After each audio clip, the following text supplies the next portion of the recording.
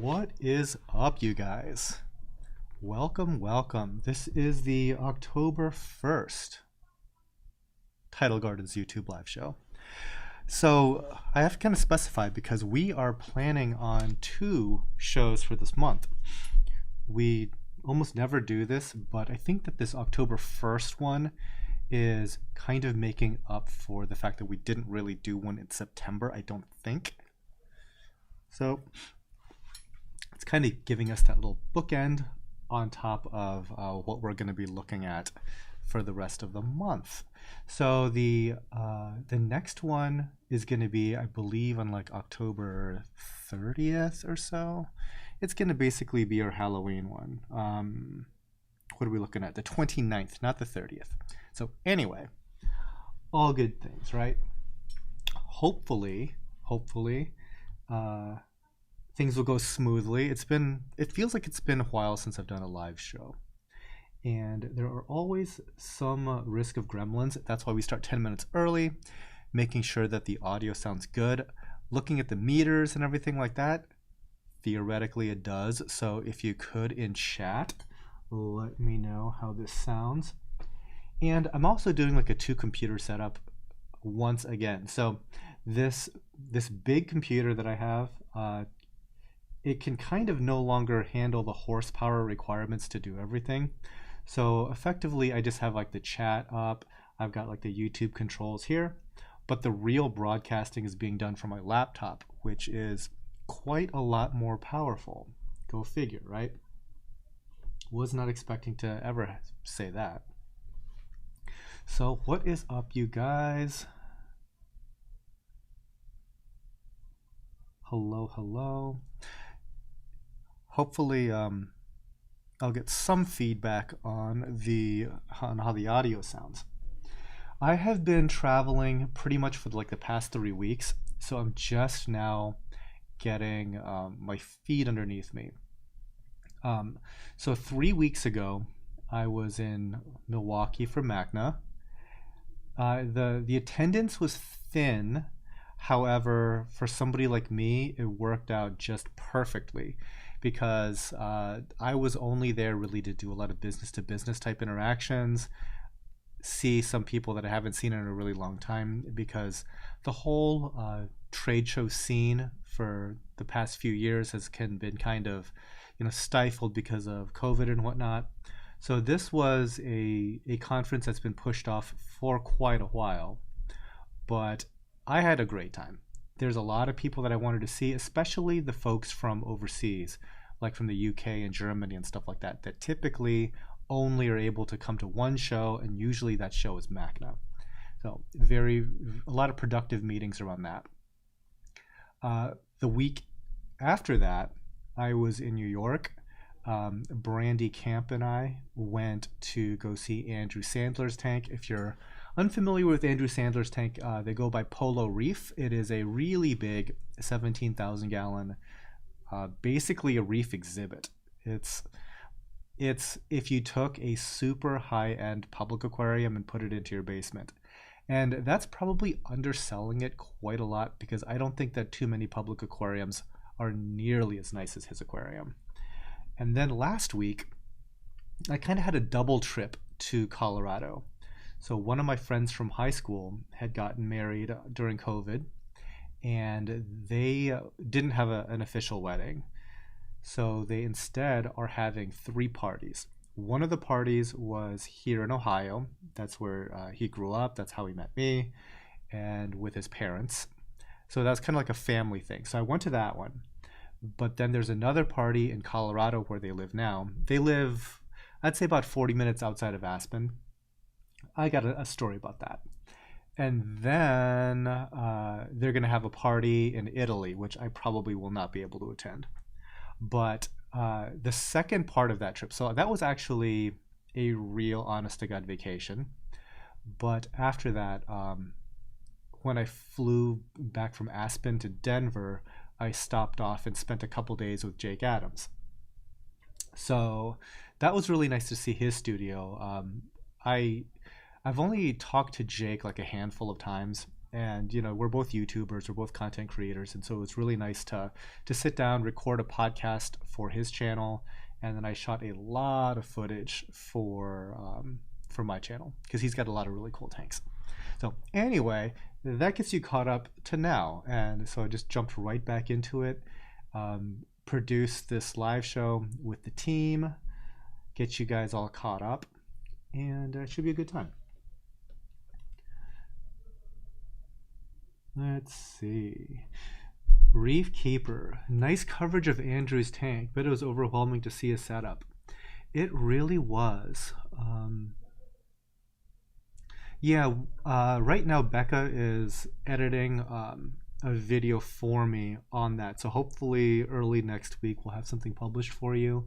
We did a live stream at his place. Very, very, very cool. It was good to sit down and talk with him because I think that a lot of people get the idea that he's just somebody that has a lot of capital to throw at this problem and that's it. Like anybody would have been successful. But I don't think that's really the case at all. He knew a whole lot about his system design and everything. And the tank itself was so well done, so well thought out, that I think that if you handed me a check for $3 million, I would have a real struggle, A, just replicating what he was able to do, and B, trying to do something better. Like they did, quite honestly, like a spectacular job on that aquarium. Like a lot of design work went into that, and stuff on that scale. There are some really unique challenges that not a ton of people will have the expertise to tackle. So to see it all come together, because he's been probably planning that tank for 8 years, probably been building it for another 3.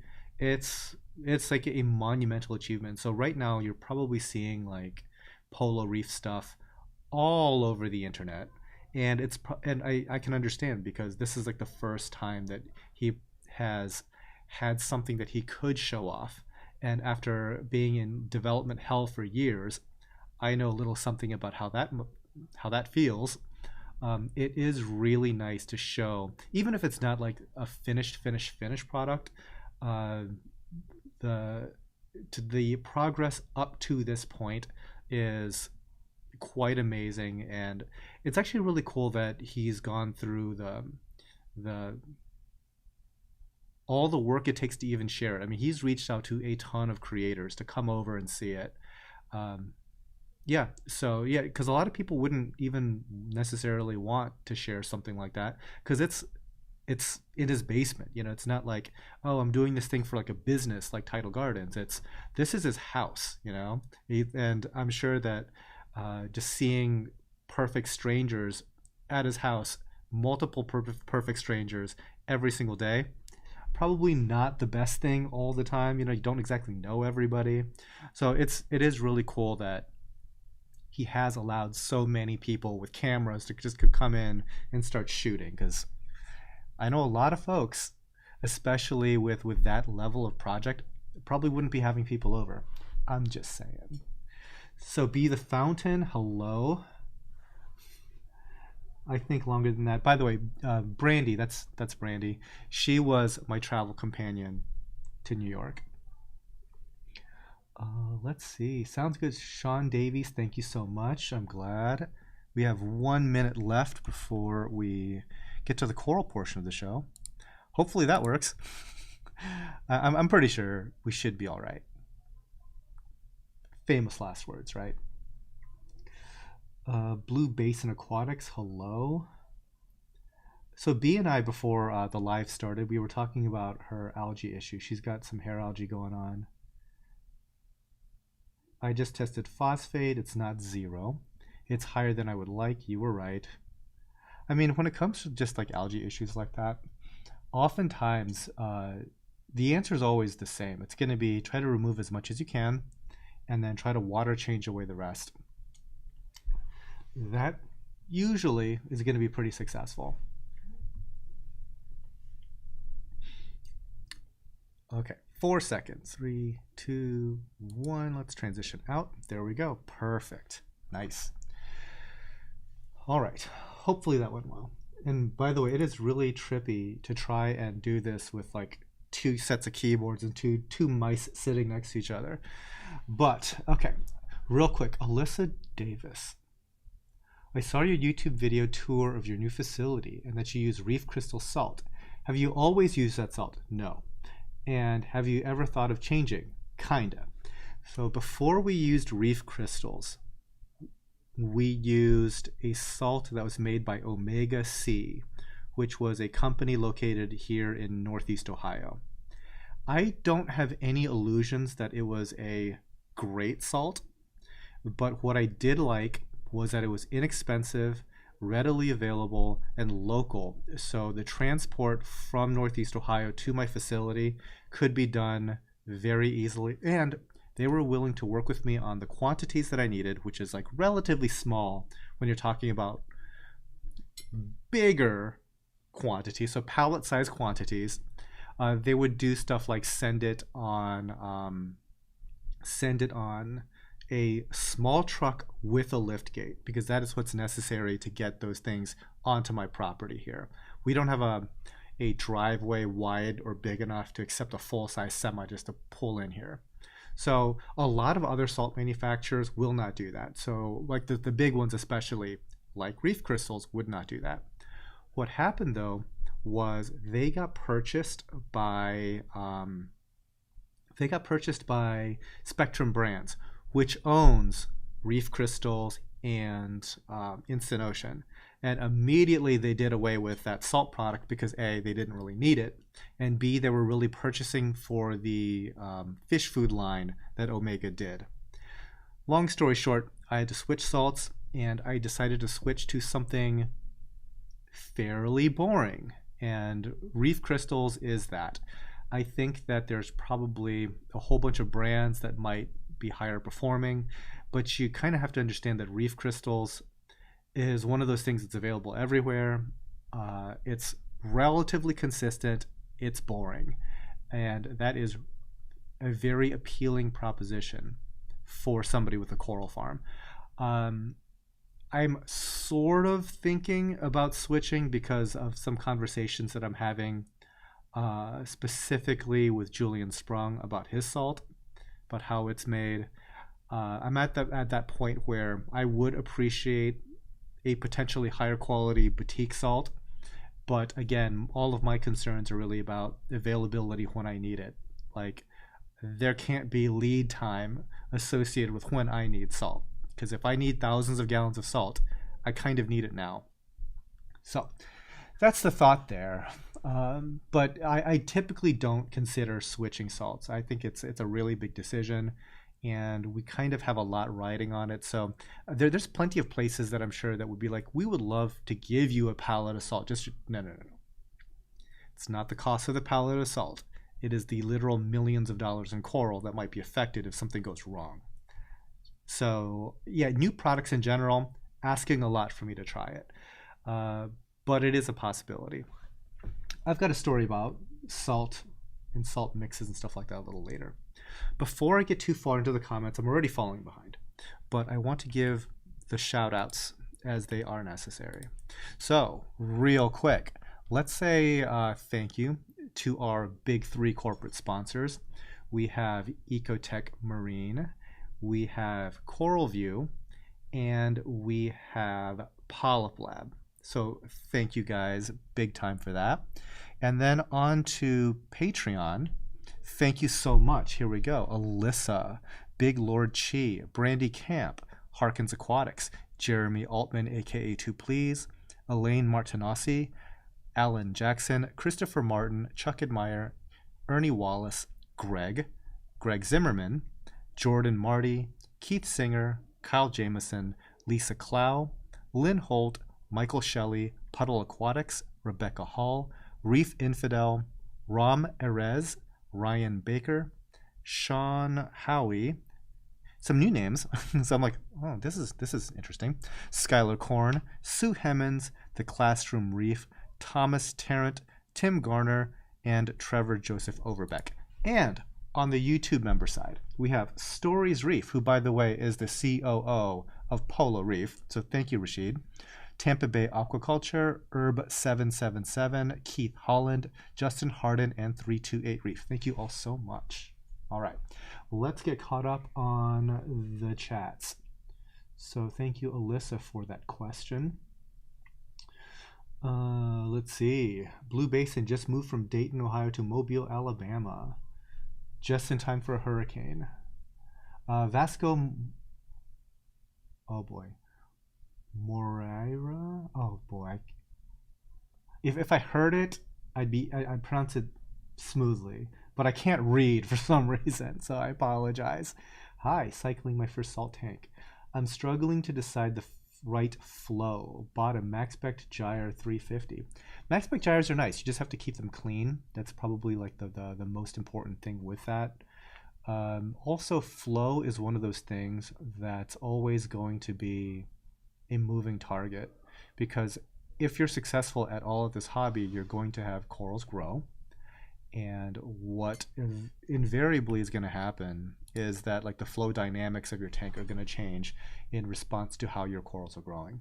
So don't think of it as a I'm completely done. You might have to tweak it a little bit with flow patterns. You might have to tweak it a little bit with how much flow you're sending in there and the number of pumps. So down the road, you may or may not necessarily need it right away, but just kind of like budget in a little bit extra in the future.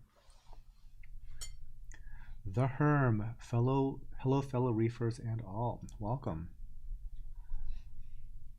Okay, what is nudibranch exterminator in the aquarium? You could go a couple of different directions with this. Some people have had success with certain shrimp, like peppermint shrimp sometimes will eat nudibranchs, and also different types of wrasses will eat nudibranchs. Like leopard wrasses in particular, Melanaris wrasses, they can do a number on nudibranchs.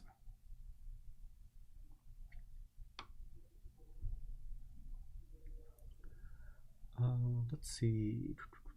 Guanc Reef Keeping, greetings from Maryland. Hello. Blue Basin. Okay, so Roy Maldonado. Hello, Than. I'm starting to get into SPS, and I want to know if you have to acclimate SPS like you do your fish, or can you put them straight into your tank after dipping? You're going to hear different opinions on that. I like to try to give corals as much of an easy time into the aquarium as possible. I know a lot of people can just throw corals right into their tank, and they're kind of like self-regulating in that way. You could probably do it either way. We like to give them, again, as smooth a transition as possible. Fish and coral are super different when it comes to the acclimation procedures. I think corals are going to be much more forgiving on that end. Fish, you could kill the hell out of them by poorly acclimating, and there's a lot of techniques on the fish end. A lot of that technique does not translate, or the need for all that does not translate to corals. But if you did decide to go with a much more conservative approach to introduction, I don't think that there's any downside to that.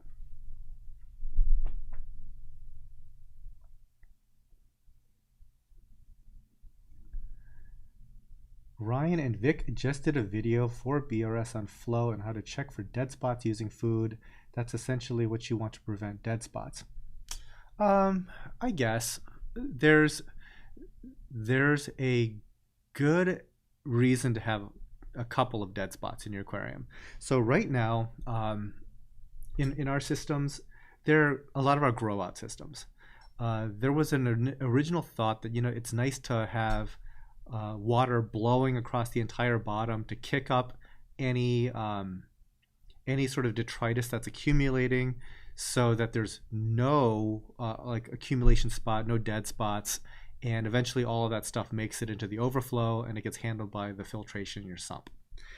Theoretically, that is a good goal, but what I found is much easier is just to worry about the flow in and around your corals. And if there is a dead spot somewhere where stuff accumulates, that's great. All you need to do is keep that one location siphoned, and you're done. So I actually like to have like a mound of detritus accumulate in one corner of the tank because it makes maintenance that much easier.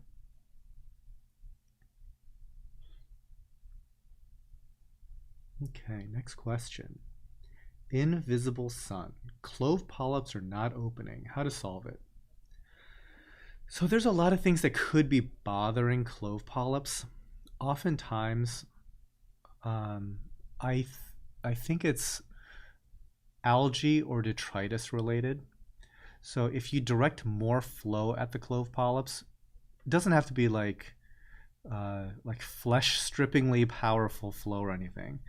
But if you did direct a little bit more flow in their direction, and then on top of that, have that flow be kind of either oscillating or kind of an on and off thing, just to not just to pound them in one laminar direction. But if you're able to keep them cleaner, which is kind of the point behind my flow suggestion, that will help.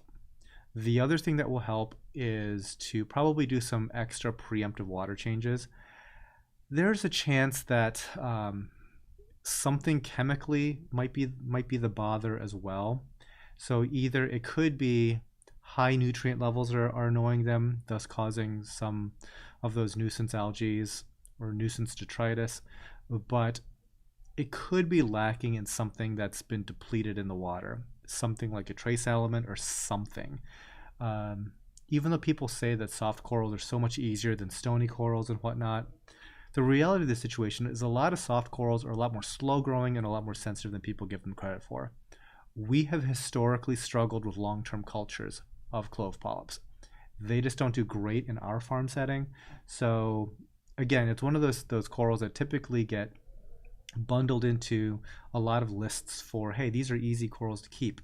And not everybody has success with them. So again, my two suggestions, more flow, cleaner water. See how that works for you.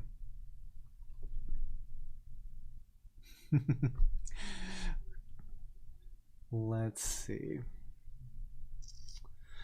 Trojan fishing. If some acros turns brown from high nutrients, how should I expect to wait before they color back up? It could possibly be months. First things first, make sure they don't die, which could also be a possibility. Should I just do more water changes, or would GFO and carbon dosing pull out too much? I'm not a huge fan of GFO or carbon dosing, Trojan. So first off, we don't do the carbon dosing, period. We've had horrifically bad results. GFO is one of those things that we use here, and I really want to stop doing that, to the point that I am trying to eliminate phosphate on the front end so we don't have to do stuff with GFO, because GFO is a little too hyper aggressive, and I would rather literally change all the food that we're feeding rather than be messing with GFO anymore. Clyde, Brandy's a TG moderator now. Was it because of the cat? No. She is like, how to describe Brandy? I think she's like a master networker that infiltrates people's lives. And so she's become a travel companion of sorts. And she also pays $20 via Patreon. So that also helps, guys. Money always talks with me. Okay, let's see. I also got a green Ganyapora and noticed that they had full polyp extension at the local fish store. When they had dim lighting, should I keep it in low light flow, or can I put it in medium light, 100 par, and hope it adapts? It'll probably be fine in medium. That's not too much of a climb. Yeah. So, real quick, I did promise you a travel story, right? After my little get-together in Colorado with my friends, which, by the way, I feel very, very fortunate to survive, I was genuinely worried because my friend is a professional cyclist. And when I mean he's a professional cyclist, he does tours all around the world. He's like in the French Alps, he's in the Italian Alps, he's in Mallorca, taking people on these guided tours with a company called Trek Travel. And he is also like a ski instructor in Aspen. He's a very active dude. He personally is like family friends with Lance Armstrong. Like that sort of like level of professional cyclists. He hangs out with like Olympic level athletes. I typically sit in a chair a lot.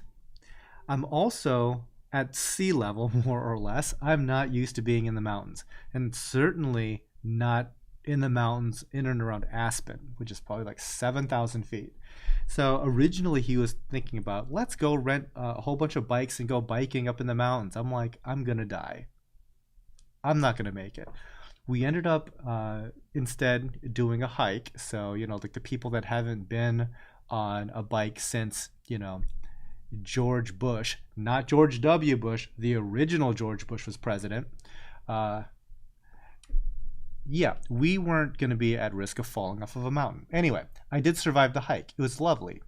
My heart was about to jump out of my chest and I had trouble breathing, but whatever, expected, right? Anyway, when I was leaving, I was in a place, so their little area was called Glenwood Springs. And on the day that I'm leaving, I'm like, I'm just going to catch an Uber to the airport. Turns out, these little tiny mountain towns in and around Aspen, they don't have any humans that actually live there. And certainly none that are willing to give you a ride. So I was at the front desk of the hotel, and I'm like asking, how do I get to the airport? It's about 45 minutes away. How do I get to the airport? And the front desk lady was like, okay, well, see, you're in a bit of a pickle. So you could take a cab from here to the Greyhound station and then catch a Greyhound from here to the Aspen Greyhound station. And once you get to the Aspen Greyhound station, you can take a cab from the station to the airport and hopefully you get there before your flight. And I'm like, oh, I'm so screwed. I'm so screwed. But here's the benefits of like occasionally dressing nice and remaining calm. After I was just like, okay, let's see if I can figure something out. I just sat down, and another front desk lady said, you know what? My mom will take you to the airport. So this little mom ended up like picking me up from the hotel and taking me to the airport. I'm like, whatever you want, like whatever that Uber said, I'm doubling it. Thank you so much. Get me the heck out of here. So that was my little story. Getting out of Aspen, or getting to the Aspen airport, then out of Aspen to Denver. Good times. Good times. All right. Let's get back into the chat. Gui Osaku, hello from Brazil. Hello. I've never been to Brazil. My parents have, but I have not.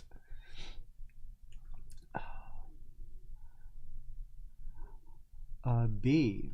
I have stuff on Aquarium Partners YouTube channel, more coming out. I just hate editing. Me too. I don't like editing. That's why I missed Becca. She was out for a week, and now that she's back, I'm like, here, I have all this stuff for you to edit. And she's not like, her primary skill isn't editing, but I'm like, you're better than me. Take this off of my desk, please. Trojan Fishing, love the channel. Thank you.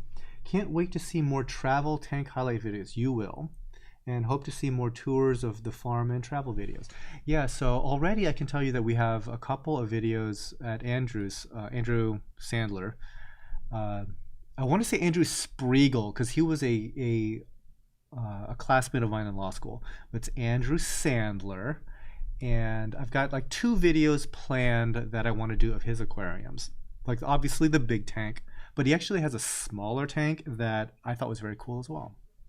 So I'll be talking about those 2. And I have a podcast with Jake on his channel, Jake Adams from Reef Builders. And I have a lot of footage from his studio because he has like literally a dozen very cool thematic show tanks that are all looking very, very good. He was telling me the entire time, like, I cleaned so much in anticipation of you showing up with your 4K camera. So definitely appreciate it, Jake.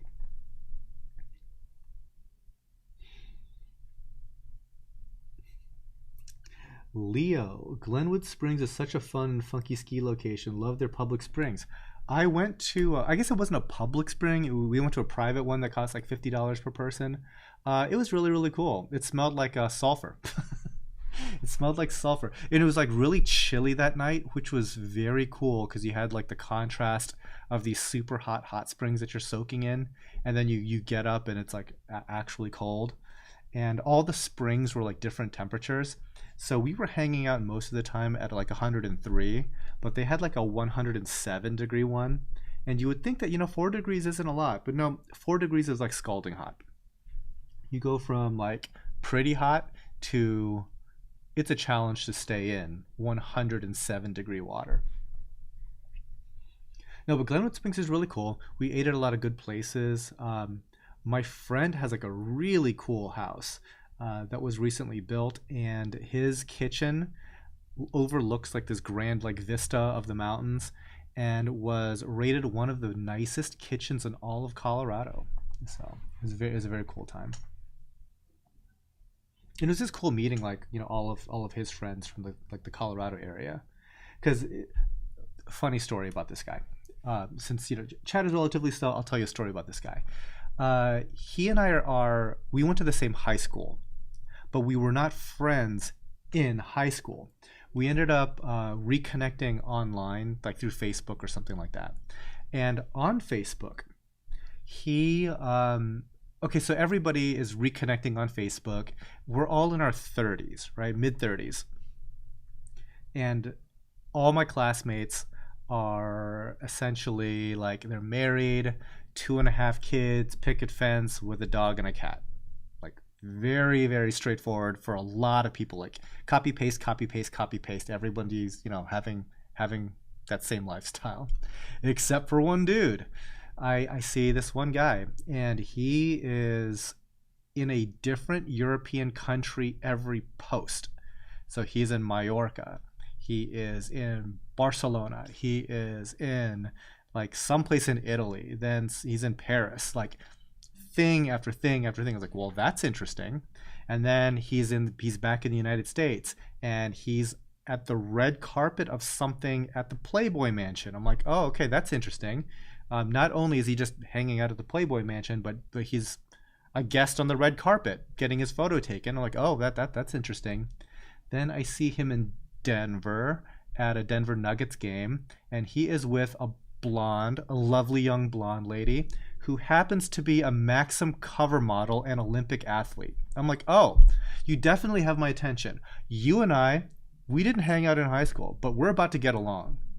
Like we're gonna be boys. So I reached out to him and invited him over, and ever since we've been friends. So it's like this little friendship that's kind of developed post high school. Anyway, that's who I was visiting over in Colorado. Real cool dude. He looks like a professional athlete version of who's that actor that was in The Hangover? Bradley Cooper. He's not a bad looking dude, I guess. Yeah, some guys get all the luck.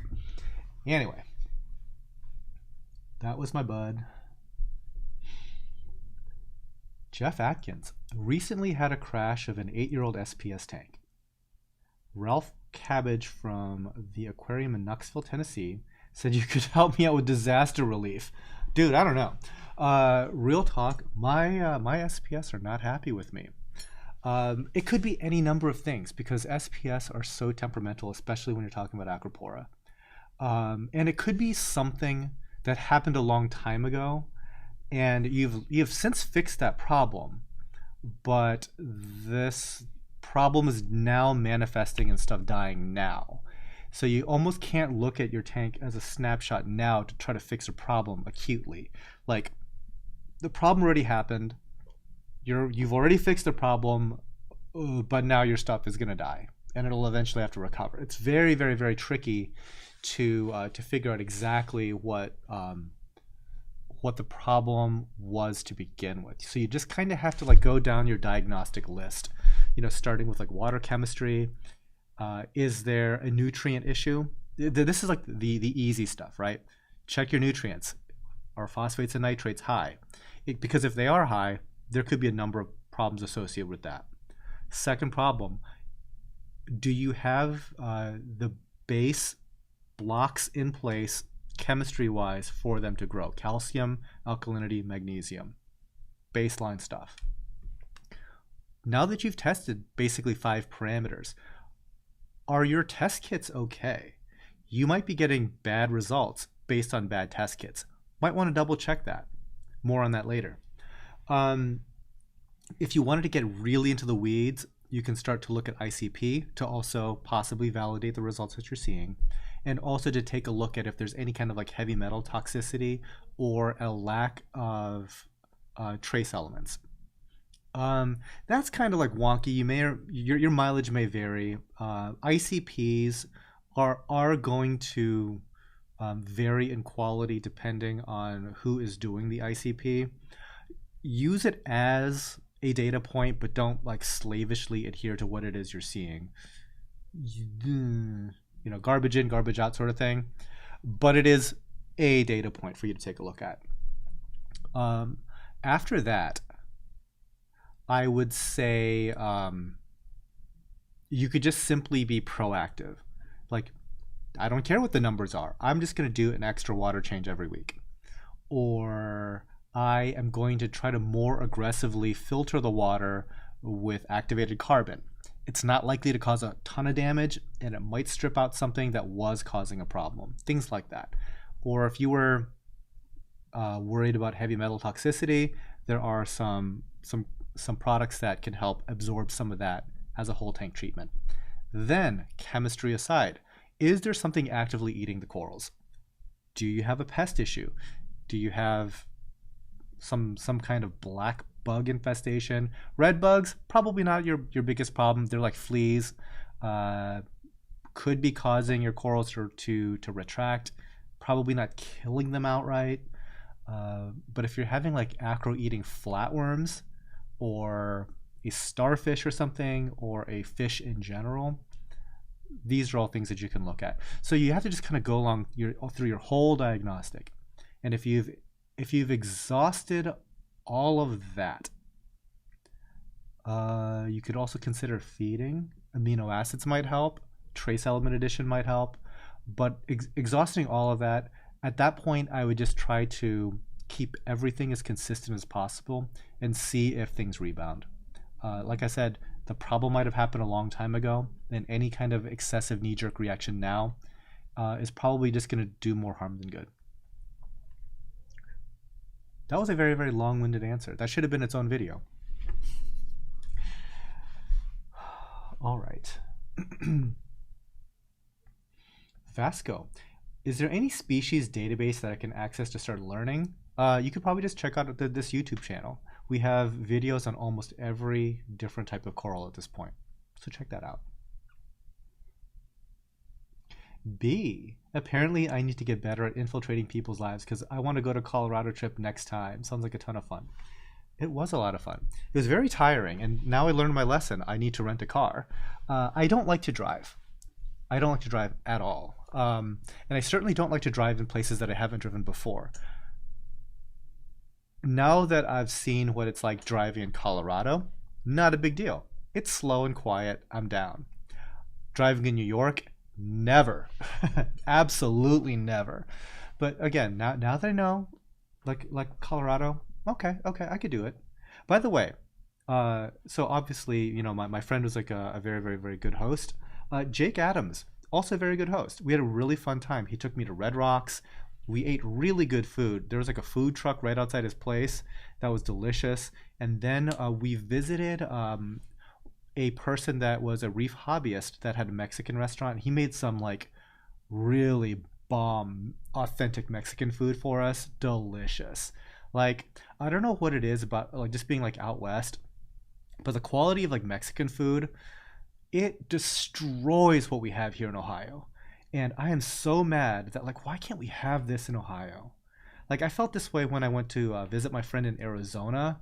She took me to a place, and I'm like, God, like these enchiladas are just perfect. And why are my enchiladas that I get here lame? Like, They're like this. They should be the same. They should be the same thing, and everything about it is just better out there. So I mean, the beans that this guy made, like you'd think like beans, it's such a staple. But it was like the best thing on the plate. It's like the best beans I've ever had in my whole life. Like, why can't our beans here be good? I mean, it was really, really, really good. So, I don't know, Jake. If you're watching, thank you guys so much. All right. Ricardo Garcia. Speaking of Mexican food, greetings from Mexico. Always enjoy your live shows. Beautiful corals as always. Thank you, Ricardo. Yeah. By the way, I've been to Mexico, just the touristy areas, and that was my first taste of like how good Mexican food could be. Like I felt like I was lied to my whole life about what Mexican food even was. Like we had we had lunch at this really nice. I guess it was a steakhouse. We were just walking between like hotels and stuff, and we found this steakhouse that looked interesting. They had all like this fresh baked bread and 4 different types of salsa. And every single time I'm like sampling like the different salsas, I'm thinking, this is mind-blowingly good salsa. Like, why is it so good? And I was like, I've never had salsa this good. Then the server brings out like an entire cart full of like roasted peppers and roasted vegetables and all kinds of stuff to then like mix together in like a big mortar and pestle. Like you just like pick out stuff and you made like your custom salsa. And that salsa blew away the previous 4. I'm like, dang. I like my whole life I've been lied to about how good Mexican food is. Anyway, let's talk about corals again, right? Salt water and lime. I recently lost all the bird nest types in my tank over the last 2 weeks. All the other SPS seem to be doing great and showing growth. Just 3 separate bird nest colonies. Yeah, I mean, at that point, you have to break out the chemistry sets, don't you? The last time anything like that happened to me, it was because one of our calcium reactors was woefully out of spec.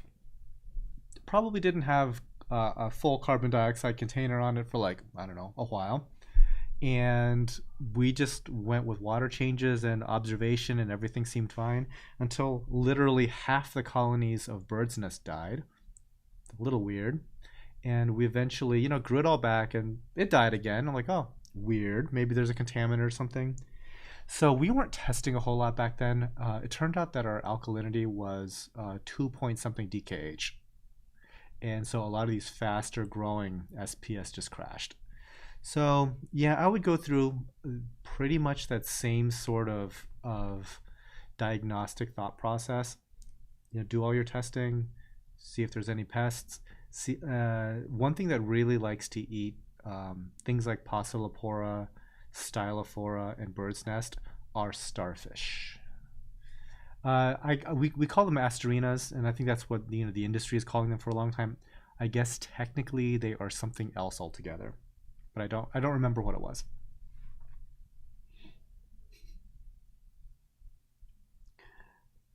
Okay. Tony Lopez. Hey, I love the Sunkissed bounce from you. So many bounces on it. I'm glad you like it, Tony.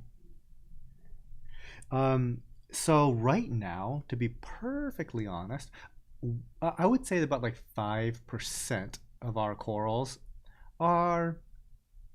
they could use some improvement, specifically some of our SPS. I did mention that like something happened here. Don't really know exactly what the initial cause was. It could have been a number of things, to be perfectly honest. There's a couple of goofy moments where it's like, whoa, that's not ideal, sort of thing. But at the time, the acros are fine. Today, the acros are probably arguably okay-ish, but not nearly as good as they were. And I think that's the problem. I'm seeing the contrast to their absolute glory peak versus what I'm seeing now, right? Isn't that how it always is? So I only see problems when I'm here. Like the 95% of the corals that are doing well, that's just assumed, which is that's not something you should assume. So I focus on the 5%, and when I described this problem to Jake, he said, you might want to do a copper test because what you're describing sounds like some kind of, it could be like some copper toxicity in the water. So I text my staff, right? Because I'm still in Colorado, and they used a HANA checker, to check the copper levels in that tank as well as our saltwater makeup container. And sure enough, we get a copper reading. Like not mega high, but definitely high enough that you would think that coral should be dying. Obviously, alarm bells are going off, right? We're checking this, that, and the other thing, and sure enough, there's like copper everywhere here. So before we freak out and throw anybody under the bus, right? It's like it could be the salt, it could be the pumps, maybe there's like a crack in a magnet somewhere. Who the heck knows, right? No, pump our brakes. Obviously, we're already thinking like, again, going down the diagnostic chain, like where are we getting this copper stuff? But I'm also thinking like, is this test correct? Are we getting a false positive? Because in August, not even that long ago, we ran 2 different ICPs and there was no copper on either one of those. But guys, I heard that copper is one of those things that hides very effectively. The way that it reacts to stuff makes it difficult to detect because an ICP can detect copper. But what often happens is the way that the samples are handled, you might lose a copper reading because of improper handling. So one thing that we had talked about was that the silicon tube that draws in the sample into the machine could theoretically soak up all of the copper in the sample. So you have copper in your sample, but by the time that water hits the machine, there's no copper left. So you get a false negative essentially. So upon returning, we tested the water with 3 other test kits. So we have our original HANA egg. We have now an API test kit. We have a Sailorfit test kit, and we have a CChem test kit. In addition, we sent out 2 more ICPs to 2 different companies to see if we get anything different reading wise on those, because those other 3 new test kits, they read zeros. And so part of me was already thinking like, I almost wish it was copper. That way I know what it is that's annoying my coral, because right now I kind of don't know what's bothering them. Again, could have been months ago, right? But I guess the other thing is, just in case it is copper or another heavy metal, we bought a load of was it Cuprazorb as well as Metazorb, and we're actively trying to soak up something in the water, and those are color changing. I don't know if Metazorb is, but I believe Cuprazorb is, and it'll change color if it picks something up. So even though copper is literally only showing up on 1 test kit out of, at this point, 5, at least we will see if something is getting absorbed by the media. So we shall see. But this is the type of sleuthing that is sometimes necessary. Like Jake made an observation that he's like, you know what, I've seen this sort of thing crop up before. It could be this. And then you just go down the rabbit hole. And, it's like thing after thing. And he says like, like copper now is more to the front of his mind because, he's talking to like generally people like me. It's the easy stuff has been handled, right? Calcium alkalinity, magnesium, salinity, things like that. Maybe a pest thing. Most of that has been ruled out. So front of mind now becomes, we're already into the weird stuff. Let's talk about copper, things like that. So technically, might not be copper. Oh, but yeah, that's the other thing. We sent back 2 test bags back to Spectrum Brands, the maker of I'm blanking. the salt, reef crystals. I was like there's not a single thought is going through my head. Reef crystals, so that they'll conduct their own testing to verify, that this one-off observation. Also, I'm buying a second-hand egg. Like, maybe it was just a matter of that one egg, that just like blah. So anyway, if it is copper, we're already actively soaking it up. If it's not copper and something else, back to the drawing board, figure something out. Okay. What, 2 DKH? That's the lowest I've ever heard someone getting to. Yeah, me too.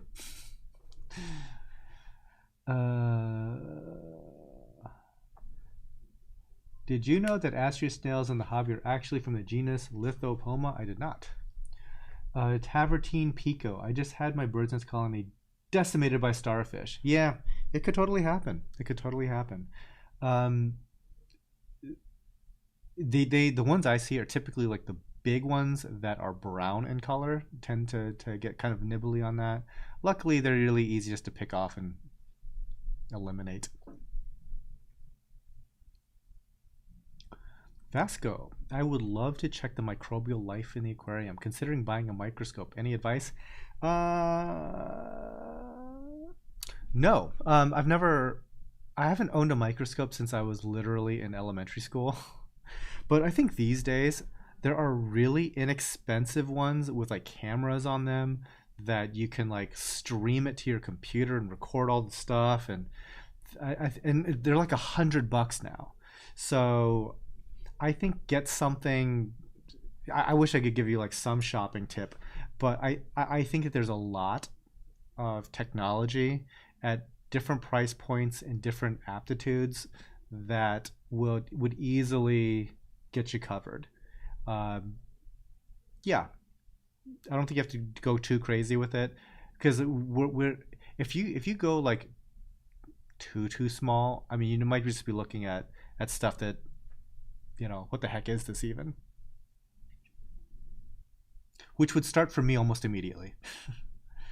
Roy, will you have torches on the live sales? That's a really good question. It will be as much news to me as it will be for you, because the guys pick the corals, Becca shoots the corals, and I loosely edit it all together, and I don't actually pay attention to what is on the live show itself. So maybe we have a lot of torches here, so it's a possibility. Ozzy Colon. Hello, everyone. Hello, Ozzy. Okay, Roy, what are good magnets that you would recommend for reef tanks? I'm trying to grow GSP on the back wall and glue to a magnet. Bro, I don't know if I would do that if I were you. All magnets can fail. Like, I think it's one of those things where you probably you might want to just glue like some rock back there, something, because I know a lot of people use magnets. We've had all different brands of magnets at some form or another fail, whether it's attached to a pump, whether it's just an algae scraping magnet or something. I wouldn't trust a magnet long term. I just wouldn't. Like, in fact, here we should probably be instituting like a date that we just start to like either regularly inspect magnets or straight up just replace them as a matter of schedule, because it's always a risk that something happens. Like, these things change temperature occasionally. Like, any number of things could cause an infiltration, and suddenly you have that heavy metal poisoning problem that I was looking for earlier. And it's always bad. It's always bad when that happens. Jeff Atkins, bare bottom or sand? What is your preference? It completely depends on what you're trying to do. I think aesthetically, sand looks great. I could see the argument that for a tank that you're trying to send a lot of flow through, sand is going to kind of like sabotage that process a lot by how much it's going to blow around. Sand can also irritate corals, certainly a possibility. Sand can accumulate nutrients, definitely a possibility. So again, it could work better for certain fish. Certain fish like to sleep in the sand, certain wrasses, things like that. Certain fish love to make burrows, like tangs and stuff like that, like to do that. Clownfish especially. But it really just it depends on a lot of user preference stuff. We have literally one or two tanks here with a substrate, and it's fine. If you don't want to have substrate, also fine. If you are one of those people that like to keep like an immaculately clean tank that where you really get in there all the time, you might like the flexibility of being able to get in there and razor blade scrape the bottom of your tank.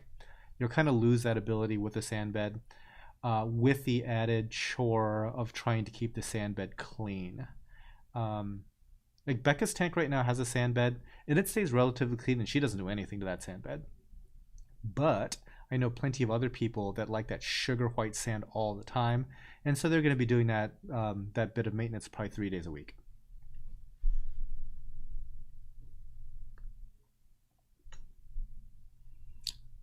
Okay, so we have a couple of suggestions on a microscope. Amazon Prime for super cheap. Microscopes cheap and good ones on Amazon. Look for 400x. Wow. Some magnification there. I was thinking like 10x. All right.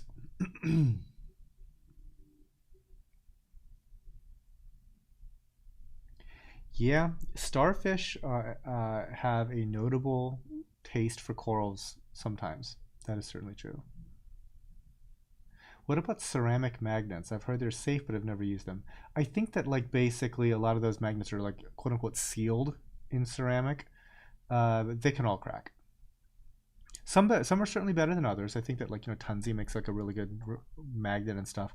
But like I said, long term, I'm really not feeling it.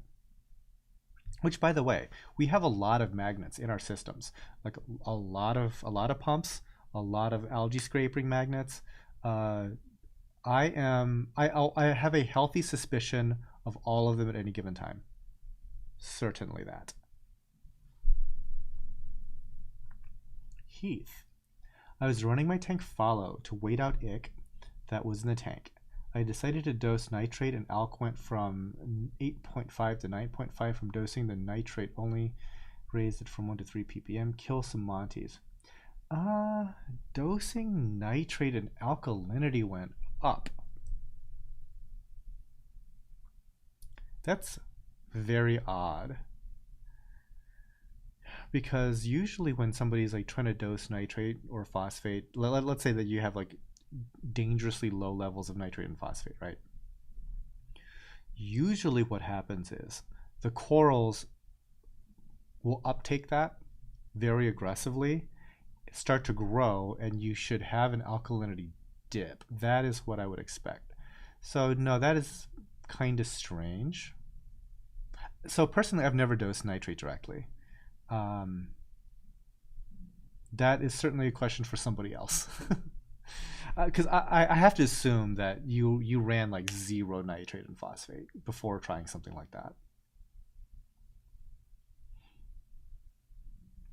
Snails, conchs, gobies help keep the sand bed white. Yeah, maybe.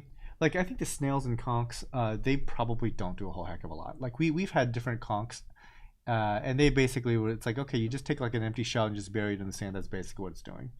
Now gobies, some of those can like do some work. Like we used to keep when we had a lot more sand, like diamond gobies, orange spot diamond gobies, and I love that fish, but they would always jump. They were like notorious jumpers, but they keep a tank like sugar white on the bottom. Okay. Let's see. Real quick, guys. We are, well, I think that there's a total of about what is that? I think 240 corals on this live show. So we still have a good ways to go before we hit time.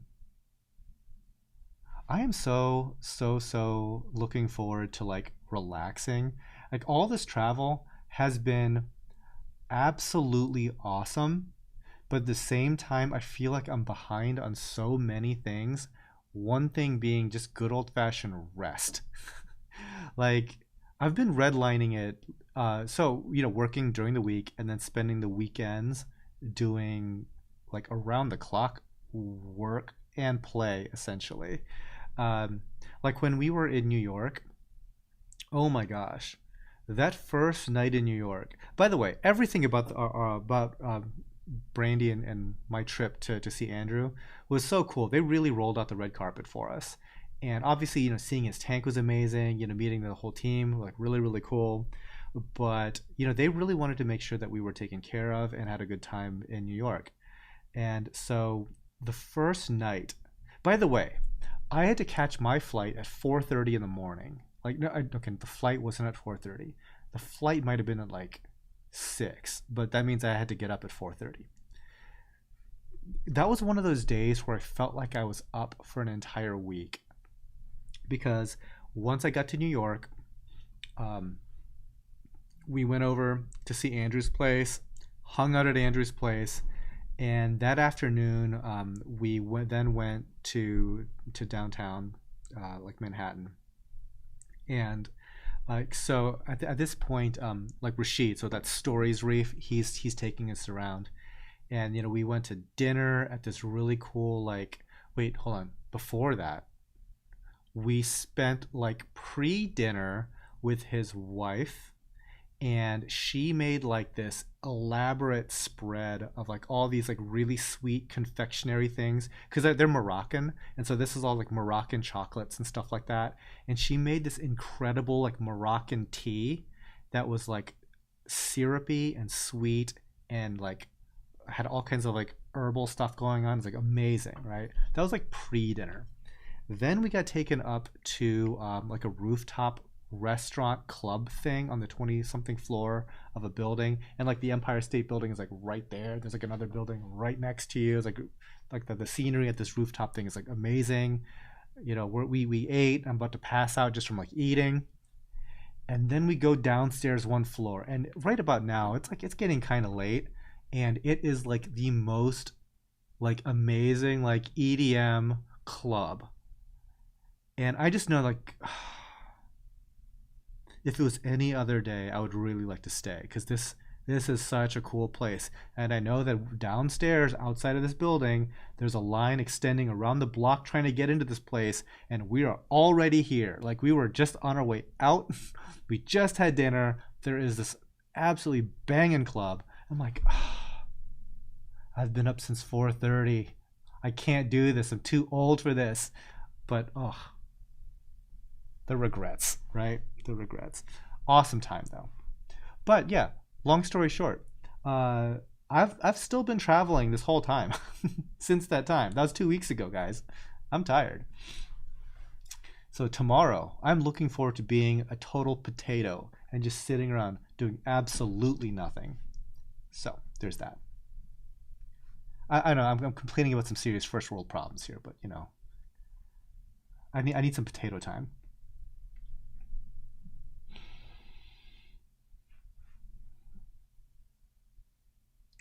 What would you recommend to stick onto the glass better than reef glue? Because that doesn't work, which is the reason for the magnet. That's interesting. No, that is a little bit of engineering puzzle, isn't it? So I don't have a great answer for you because I've actually never done it, and I would feel extremely hypocritical if I were to give you some guidance on that, having never actually done it myself. Um, yeah, maybe somebody else in chat perhaps can give you some direction there, or at least something to try.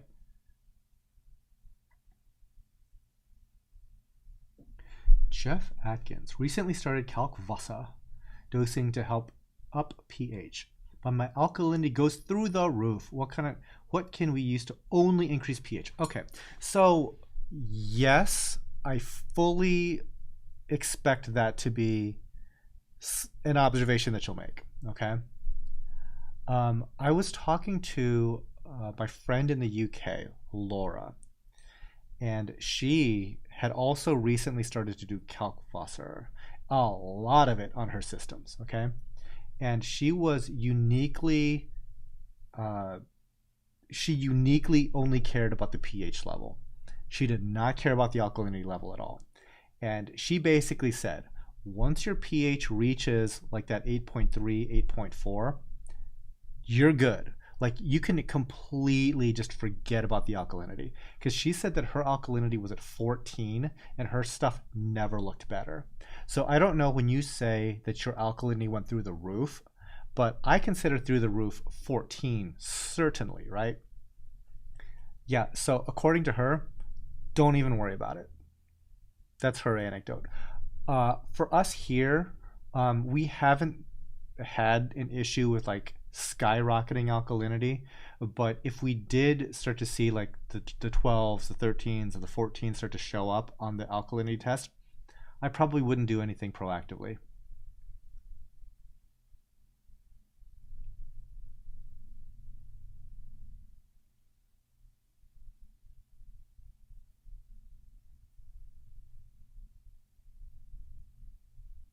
Okay, sorry, reading chat here. I'm a little bit slow right now.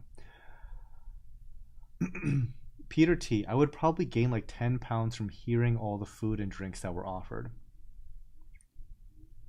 We ate really good. We ate really, really good. Um, there was like some private chef involved in some of that. Also, where they are in Long Island, they have like some really good diners, and breakfast food is like the best food in my opinion. I love breakfast food. So like every morning, just eggs, sausage, toast, hash browns from like different diners, like different, like uh, I don't know. I don't know if they're upscale or not because we just got them brought in, but they were all delicious. They're all different. That's like my sweet spot. That's my wheelhouse. Is like get me really good breakfast food. I'm gonna be like a little fat kid. Yeah, B. We all really considered staying, but we're all too old. I think every single one of us wanted to stay.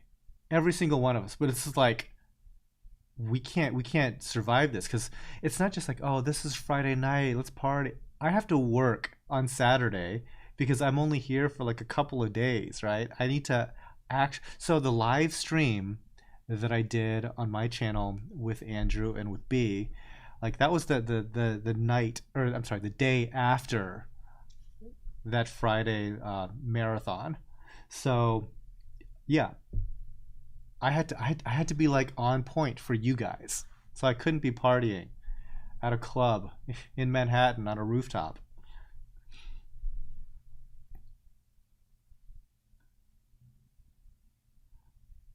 I've recently bought magnetic frags. They're cool and should be well sealed. Theoretically, theoretically. Jeff Atkins, alkalinity was 18. Mix in a water change just in case. Test your test kit. Also, test your test kit.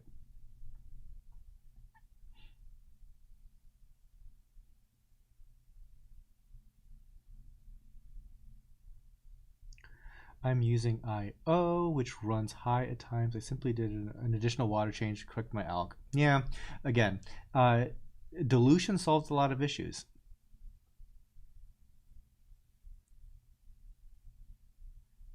400x is the best for identifying dinos. 10x would be okay if you're just looking at pods, etc. Yeah, I mean, I guess. So part of me is thinking like you have to like really care to like try to identify dinos because for me, I'm just thinking you could just do a whole bunch of stuff and then suddenly you just won't have dinos, and then you don't have to like observe them. I don't know. I'm like the hubris, right? It's like, oh, I don't need to deal with dinos. Boom, you're gonna have dinos. So hopefully, knock on wood. I don't. And B, too old and too pregnant. That is true. B is very pregnant right now and probably shouldn't be staying up all night at an EDM club. Okay, real quick, since we're basically at the halfway point of the show, I'm going to go through my thank yous once again. So I have been spoiled in seeing all kinds of like cool gear, but you know what also has cool gear? Ecotech and CoralView. So thank you guys to the corporate sponsors, Ecotech, CoralView, and Polyp Lab. By the way, one little quick thing about Polyp Lab. I was supposed to have him as a guest here, but they canceled his flights at the last minute. And unfortunately, because scheduling, he wasn't able to get another flight to come here. So unfortunately, guys, we didn't have like a hangout session with Phil from Polyp Lab. Bummer. But hopefully we'll do like a makeup date for that. Also, Polyp Lab, I am very jealous that he then got to go on a trip to Japan. I love me some Japan. I miss going on vacations there quite a lot. And so like when he was like sending back photos and stuff, and like he visited a coral farm out there that from a person that I had met, and it's like so and so said hello, and I'm like, damn it, I wish I could be in Japan right now. So talking about being tired from traveling, I'll make an exception for Tokyo any day. So thank you, Polyp Lab. Thank you, Ecotech. Thank you, CoralView. Let's do the rundown here real quick of the Patreon people. Alyssa, thank you. Big Lord Chi, Brandy Camp, Harkins Aquatics. Harkins is not in chat, but if you're watching this on the replay, Harkins, I'm going to be in your neck of the woods in November. We should hang out. Jeremy Altman, aka 2 Please.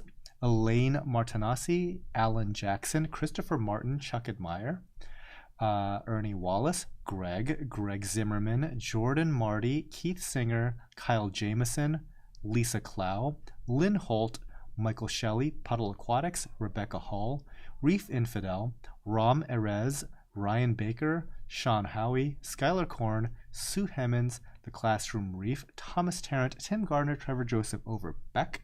And then on the YouTube membership, Stories Reef, Tampa Bay Aquaculture, Herb777, Keith Holland, Justin Harden, and 328 Reef. Thank you all so much.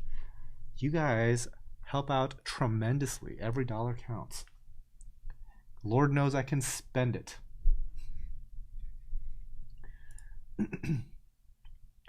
Let's see. Jeff Atkins. What is the status of the original greenhouse? Greenhouse is doing great.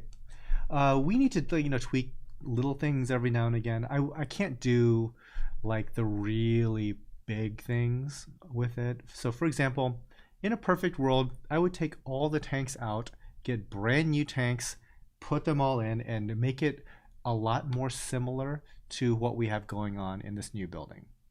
That would be ideal, because a lot of the stuff that's in there is just old design stuff. Learned a lot since then. I think we could do it better and more efficiently now. But we can't do that because there's a lot of corals in the greenhouse, and we can't just break down a 1,000-gallon system because we have no place to home all those corals. And you might be thinking, why don't you sell all those corals? Wouldn't that be nice? Wouldn't that be nice? But that's just not. It has so many corals, guys. Like, we've had coral wholesale distributors come here. They would fill their vehicles with corals. Fill them. And you would not know that anything from the greenhouse was missing. Like, you couldn't even, like, my parents would come later that day, like, oh, what did so-and-so buy? And I'm like, see if you can tell, because it looks exactly the same. And they just literally just like stuffed their, like, box after box after box, just stuffed them full. Doesn't matter. So the idea that we're just going to break down a couple of systems and rebuild them, that ain't happening. It's just not happening. But I would love to do that. I would love it. But How are they doing? They're doing great. They are growing really, really fast. There's entire groups devoted to identifying the species of dinos. Better knock on a lot of wood. I feel almost like sorry for them. I'd rather watch like House of the Dragon instead. Jeff again. Have you heard about the new Apex module that will control AI and ecotech? They left out Red Sea gyre pumps. Is there a conflict there? Uh, no idea. I mean, I can understand why the Apex module would now control AI and ecotech now that they're all basically sister companies. For the longest time, they would not control it because ecotech and Neptune had like a blood rivalry or something. But no, they're all under the same aperture umbrella, and they're playing nice now. So yes, I have heard of that. Control systems are weird though. They if it works for you. I guess I should just leave it at that, because I think that depending on what system you have going on, different levels of control make more or less sense. We have like a very, very happy relationship with how our ecotech lights and stuff like that are functioning. We don't control our pumps with Mobius or anything like that. We just run them kind of manually. Um, but when it comes to certain aspects of control, certain things, it's great. Like you can just monitor this and that, right? But some things are kind of finicky and need like constant calibration or constant like looking after. So like automatic alkalinity, calcium and magnesium testing, that sort of stuff. Like I bought into all of it. I think I bought GHL, I bought Apex, I bought Alcatronic, and in practice here it didn't quite work out because we spent quite a bit of time on testing and on test kits.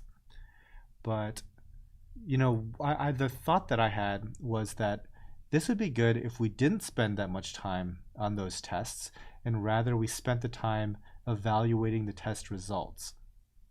But what ended up happening is when you have so many systems, essentially keeping the monitoring equipment in spec, well looked after, it's not like flashing a warning sign at you.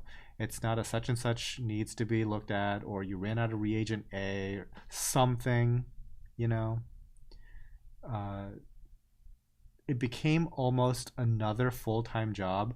So, what should have been a time saver basically just added that much more maintenance. So, totally user error on my end, but we just couldn't trust the results coming out of this thing because clearly it's flashing an error code. Like, why would we trust that now, right? And we just didn't get to it. So yeah, when it comes to control like that, it is I guess hard for me to get super excited about control. And we also get hit up all the time to evaluate controllers, and I tell every company that pitches this to us, it's like, guys, we're literally the worst to do this evaluation. Like we are so bad at running controllers. Like we just have no mental bandwidth for this. And your controller might be the best thing ever. And we will screw it up and we'll never, ever, ever fix it. Totally user error. So I'm like, we're just a bad candidate. We would obviously we give everything a chance. But I'm just warning you guys up front. When it comes to control, we are trash. We're trash tier use cases. Let's see. Vasco Borrera. Just learned soft LPS and SPS isn't a taxonomical classification. You are correct. It is not scientific at all. Can you please elaborate just a I can't talk. Can you please elaborate just a little bit on the latter. Thank you for your patience with the newbie. Okay, so soft and stony corals as a dividing line, okay, already is deceptive, because what makes a coral a soft coral and what makes a coral a stony coral, believe it or not, is not the fact that it makes a skeleton at all. Like, you would think that, oh, this coral that's currently on the screen is a stony coral. It is a Montipora because it makes a stony skeleton. It's a stony coral. No, the defining thing that separates soft and stony, these general categories, it's whether something is an octocoralia or a hexacoralia, 8 versus 6.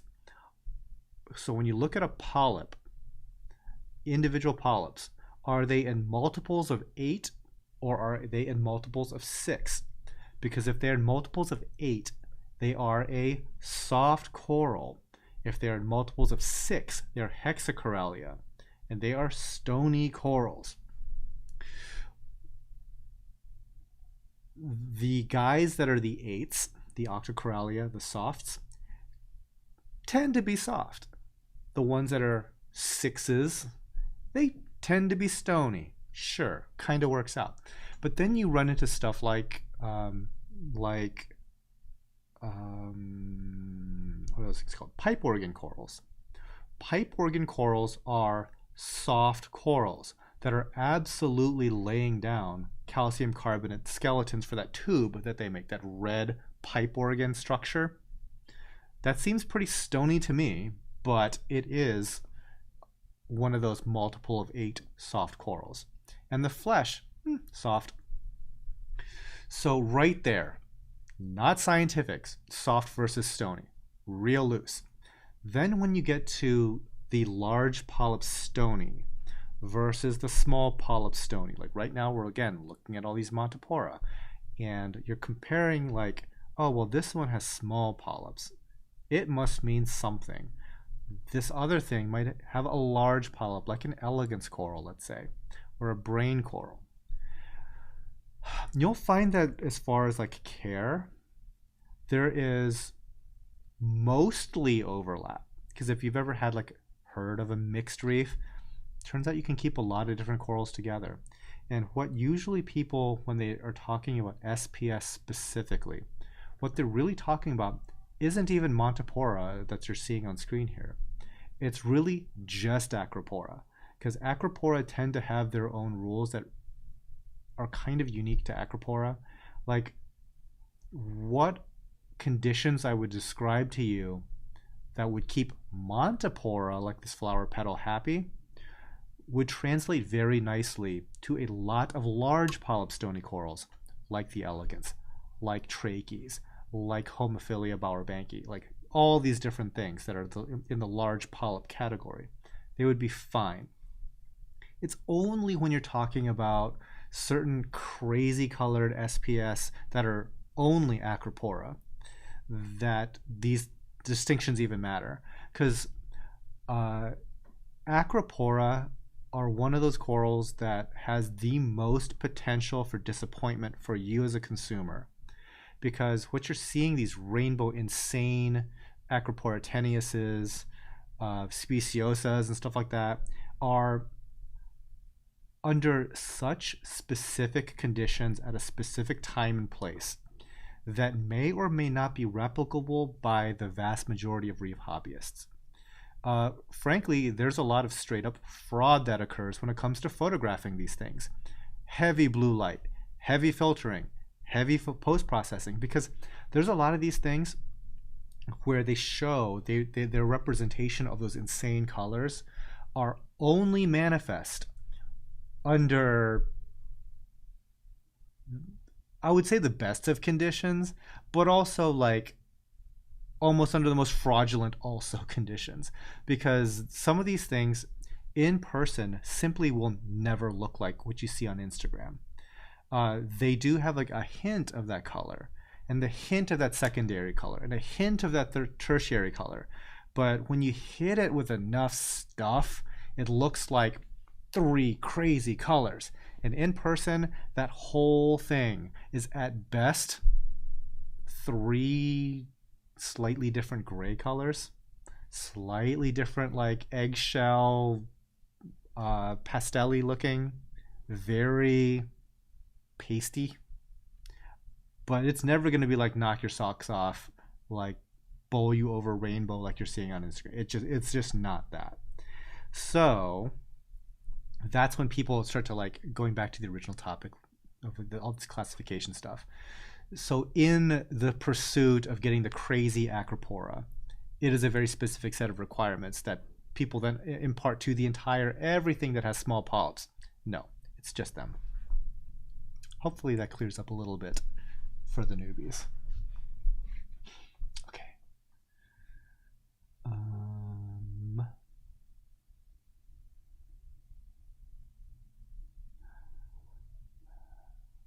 Okay, Matthew Smoyer, no double-stacked aquariums. Correct. Yes. Every double-stack that we've ever done, we've regretted. Roy, do you run UV? Yes. And if so, how often? All the time.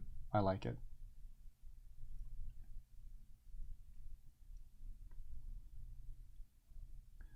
Courtney Jameson, hello. Any advice for an infestation of stinging hydroids? Oh, we recently had some stinging hydroids show up. I think they showed up on like a Caribbean cleanup crew for us. It's always like tricky trying to figure out where stuff came from. What we did was a lot of manual removal, just like siphoning them up. So guys, they look like Aiptasia, but they're not Aiptasia. By the way, a lot of things look like Aiptasia, it turns out. So there could be any one of a dozen things like, is this Aiptasia? They're all basically kind of like, weirdly the same. These hydroids, though, they look like little Aiptasia, kind of like little curly Q-ish tentacles. The difference is you could just like take a plug of a coral, give it a quick little shake, and the hydroids would just go bloop, which would never happen with an Aiptasia, right? And Aiptasia is like on there. But these little guys just go, nah, just fall off. And what did we do? We just got copper band butterflies and they ate them all. That's not typically helpful because copper bands are difficult to get in, difficult to get healthy, difficult to get eating. If you find a copper band at a local fish store eating mysis, consider buying it. That is worth its weight in platinum for exactly stuff like stinging hydroids.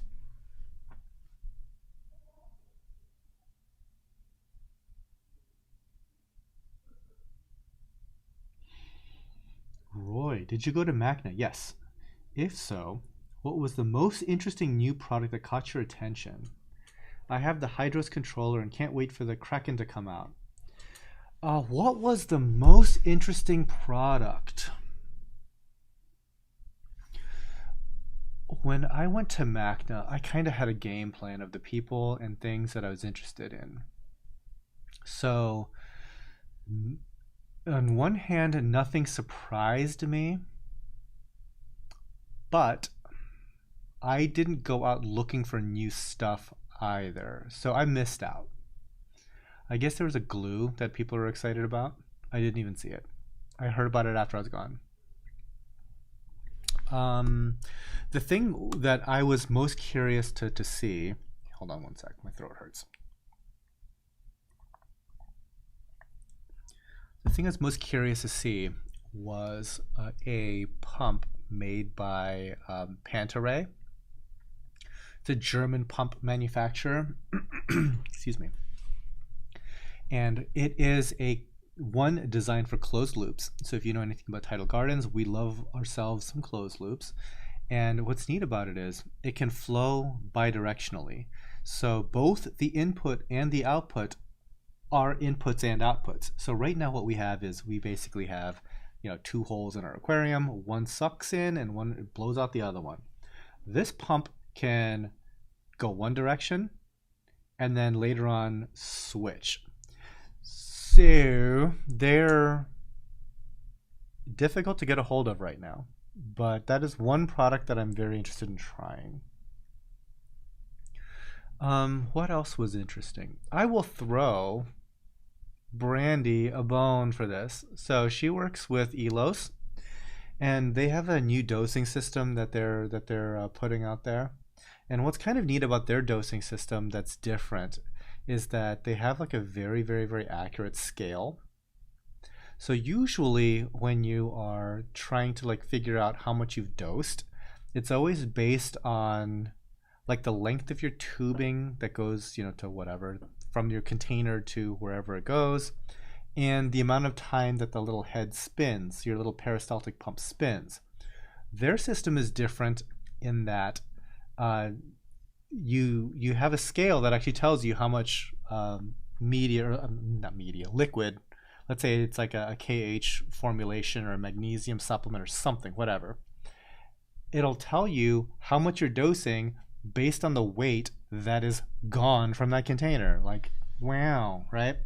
So if for some reason like there is some like a damage in the peristaltic or whatever, uh, normally one would just keep spinning and say, "Oh yeah, we totally dosed like 8 milliliters." Something with a scale will tell you if you've dosed 8 milliliters or not. So I thought that's kind of cool. Um, but I've never used it as a brand new product. Your mileage may vary. Brandy, good luck.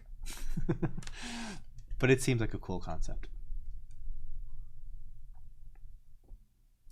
I have the Hydros controller and can't wait for the Kraken to come out. Yeah, like I feel I guess the most. I'm so sorry for the Hydros folks because Coral View sponsors this YouTube channel, and they would really like us to take a look at these controllers. And I'm like, guys, we're the worst. But like I've spoken to Connor a number of times. It's like it seems like a really good product. It's I just uh, one of these days we will actually give it a try. I hear good things. I hear people like it.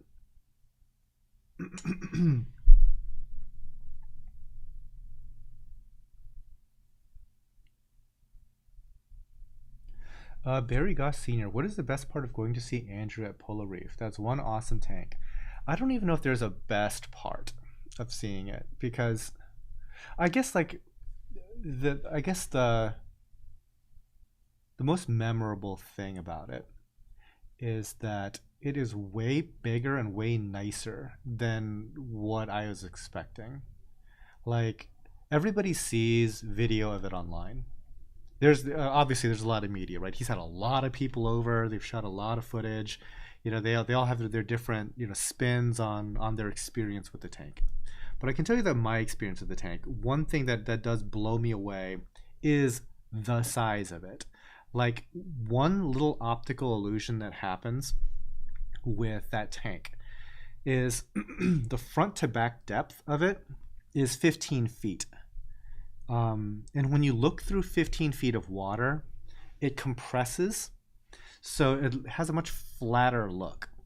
So when you see something that's in the back of the reef scape, and you see that it looks like a pretty decent sized coral, that thing is so far away from you. It is literally an entire room away from you, and it's still looking big. So that gives you an idea of like how big some of these corals are. But what's even more impressive is how big the fish are. Because I have like a mental idea of how big a tang is, of how big an anthias is. But in his tank, those fish are monstrously large, like comically large. Everything that you think is a regular size is triple the size. Like in reality, like you're looking at these tangs that are bigger than your head. Like these butterflies that I'm used to being like this big, they're like this big. And there's so many of them, and that's when you realize that like this what you see online messes with you because of your familiarity with those animals. When you're standing in front of it, it is way bigger, and the animal choices, there's so much rare stuff in there, and there's lots of rare stuff. It's like thing after thing after thing after thing. So it's like this immaculately chosen livestock in this engineering marvel of an aquarium. It's really really cool. Like I know that a lot of people might just be like, you know what, anybody with like infinite money could have done this, and like I don't even know if that's true. Perfectly honest, I don't know if that's true. Like if you just gave the average person like millions of dollars, they would not have ended up with something that good. Like being somebody that's probably spent a couple $1,000,000 recently, uh, it is a real challenge to end up with a good product at the end of that. And looking at what they've accomplished there, that's not easy, guys. That is not easy at any price point. So, yeah, it was really, really, really cool. I liked it.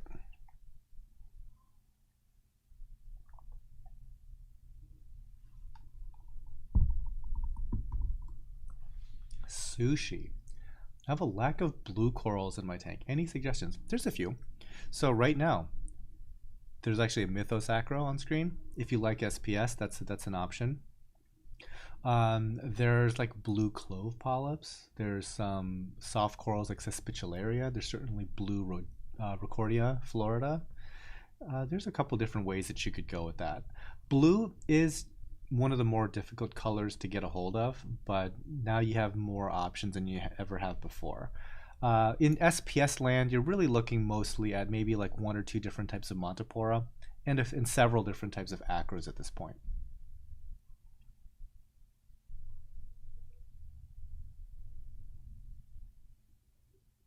Ryan, did you get the copper test yet? I haven't checked my mail. Hopefully soon. So Ryan, I was telling the story earlier about like all the different copper tests that we did because we think that we had copper.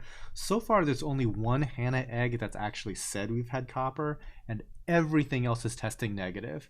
So fingers crossed. Hopefully, we don't actually have copper. But no, I appreciate you sending out a kit. I thought it was 16 feet, probably moot point either way. It is 16 feet wide, or long, I guess, and 15 feet front to back. Harkins, hello all. So Chris Harkins, I don't know if you checked your email. I'm going to be in your neck of the woods in early November. So hopefully you might be in town. I don't know. You can say hi. Congratulations on 100,000 subscribers. Do I hear 100,000 promo code? I bet that we are not at 100,000 subscribers, to be perfectly honest. I don't believe you. Let me see real quick. Hold on. I don't believe. I've been joking because like my subscriber count has gotten like slow. Yeah, I'm at 99,867. So you'd think that we only have like 130 left to go. That 130 will take eternity to get. Like like before every let's say every month I would get like 1,000 subscribers.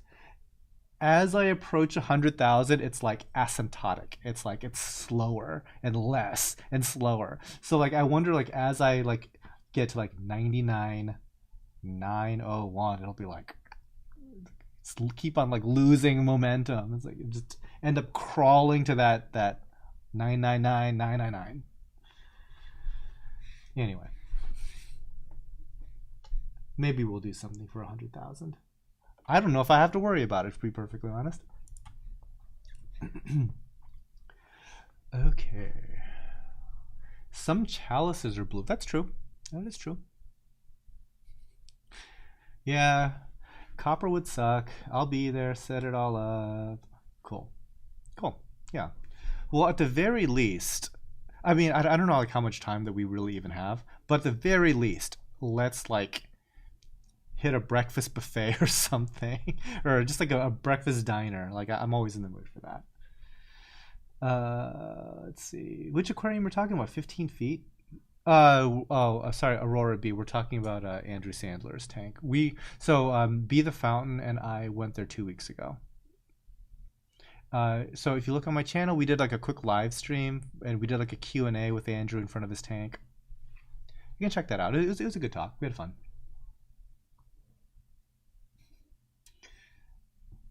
David Garcia's like, wow, that's awesome, 100K. I'm telling you, it ain't 100K until it's 100K. I'm like looking at my numbers. I'm like, There ain't no guarantee, guys. I'm not running through the tape right this second. It's like I'm just gonna like flop and have a heart attack right at the finish line. Lol, a year ago you needed like 400. I thought you were crazy when you said it would take 2 years. Yeah, it's like, yeah, my subscriber count like hit the brakes. Wear a t-shirt for 100K? Nah, that ain't happening. Jeff, what is the total gallons here, roughly? Not that, well, I was about to say not that much. No, it's a lot. I would say something in the ballpark of like 15,000, give or take, maybe. So it's deceptive because I always say this thing, okay? All gallons aren't equal. There's plenty of places that have a lot more volume than we do. And that can be accomplished by just having like deeper aquariums that hold more water. But surface area wise, we might be the same. They might technically have like double the volume. Now, obviously, water volume matters. That's not nothing. But as far as like usable space, it's a lot. It is a load to handle. But officially, let's say 12 to 15,000, give or take. Give or take thousands of gallons. I don't even know. That tank is a monster. Watch the build, and even I was. Oh no! It's super impressive. Like I was telling him, like, if this tank was empty, dry, it would be impressive to me because of like how much stuff that he's got engineered into there, and like how well. I mean, guys, you probably haven't plumbed an aquarium with serious business, thick Schedule 80 stuff, okay? Let me tell you a little bit of a story about Schedule 80. When you go bigger, it gets like exponentially more expensive. So the biggest Schedule 80 that we have here is 4 inches. It's big, okay? Add eye-catching coral, the biggest that they have in their mega farm is like 6 inches Schedule 80. 6-inch Schedule 80, I don't even know how much it costs. Like, it's a lot. It's like, and but it's like per foot. I mean, my plumbing bill on my latest aquarium set, just for the plumbing, was like 5 figures. Okay, it was a lot of money, and a lot of it is because Schedule 80 at size is really, really pricey. This tank had 10-inch Schedule 80 pipe all over the place. Okay, miles of it.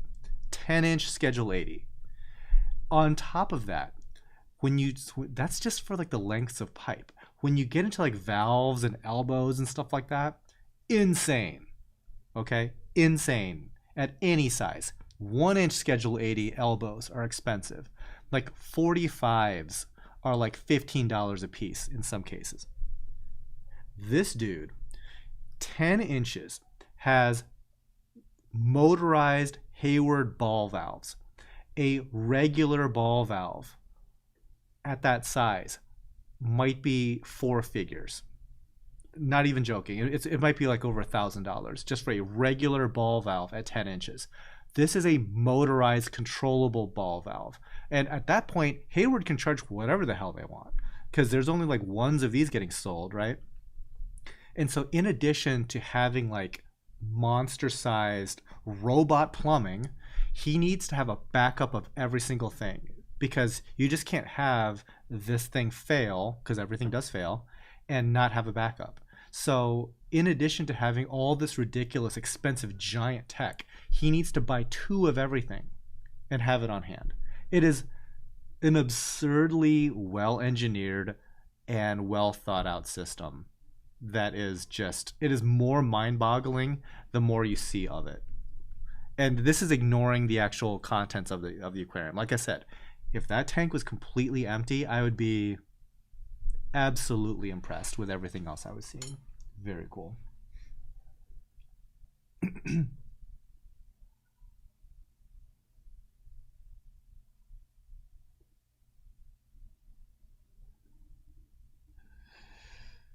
Let's see. High desert reefing. TG. How to propagate RFA.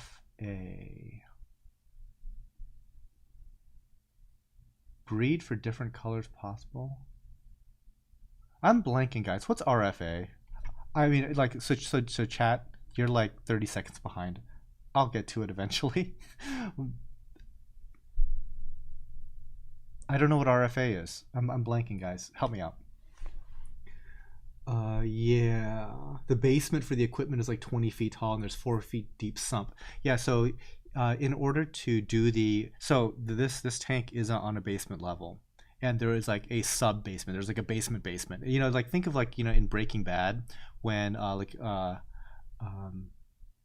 Gustavo Fring is like making his like, you know, his cooking setup like below the dry cleaner. It's like that. It's so far below grade. It's like 40 feet below grade. Like the excavation needed to do that. It was insane. They needed to get permits to close roads and bridges to get all that stuff to the site. Then to crane it all in. It was a lot. There's a lot going on there. Schedule 88 or 12-inch pipe is $20 per foot. I thought it was like more than that. 90s are like $90 and 6-inch. Yeah, those ball valves are like 8K a piece. Yeah, dude, I don't know. Like, so like the stuff I was seeing, bonkers. Those parts are not. Let me order one and get it tomorrow. They're custom built. Yeah, that I don't doubt that at all. Rock flower nems. Okay, I've never actually heard it talked about okay, rock flowers. Um, rock flowers. So I've heard two things. I've heard you can cut them, and I've heard you can't cut them. I don't know. I've also heard, not heard. I've seen it. You can supposedly you can spawn the heck out of them if you are able to cultivate the babies and feed the hell out of the babies. You can get a lot of them. We've had them spawn here before, but we only have like one or two of the babies because we're not designed for it. But supposedly, if you do the deep dive, you can go into hardcore sexual reproduction of those anemones and do that successfully. And that's what Harkins just said. They spawn. That's how you get the cool collar morphs.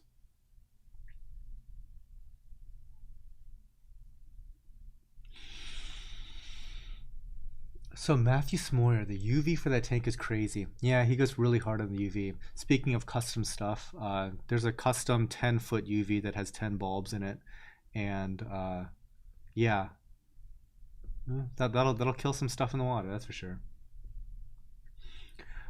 I am I'm very late to the UV game, but I'm a big fan. I like it. I think that if that's one thing that I would go harder on, it'd probably be UV. You know, every now and again, like, you know, the fish look a little eh. It's like, yeah, let's zap the water. Jeff, do you guys ever test for your biome? I've never done it. That's a really new thing. Could be cool. It's another data point. Sometimes, you know, I worry that's like, what am I going to do with this information? Am I going to start to try to add different like types of bacteria to the water, and then UV zap the hell out of it? I don't know. I don't know what I would do with the water with that knowledge. I guess I haven't looked that much into it.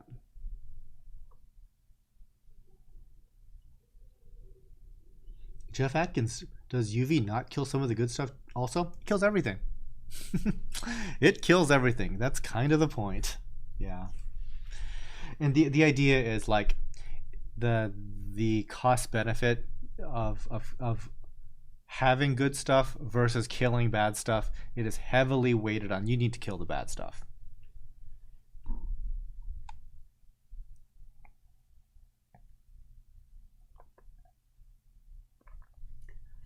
Apparently, I'm not used to talking for 2 hours straight anymore.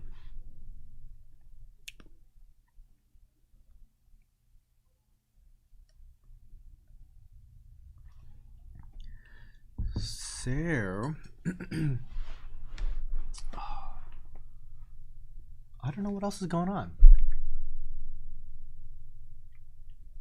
I had some customers over today, and what's really interesting. When we were testing, like, positive or copper, I'm like, that explains all of what's going on here, right? And then you do more testing, it's like there's no copper here. um, and you're kind of like back to square one. But then sometimes you just have to like take a step back and chill out, and then actually look at the tanks. Be like, you know what? It's literally like 95% of everything is like looking really good.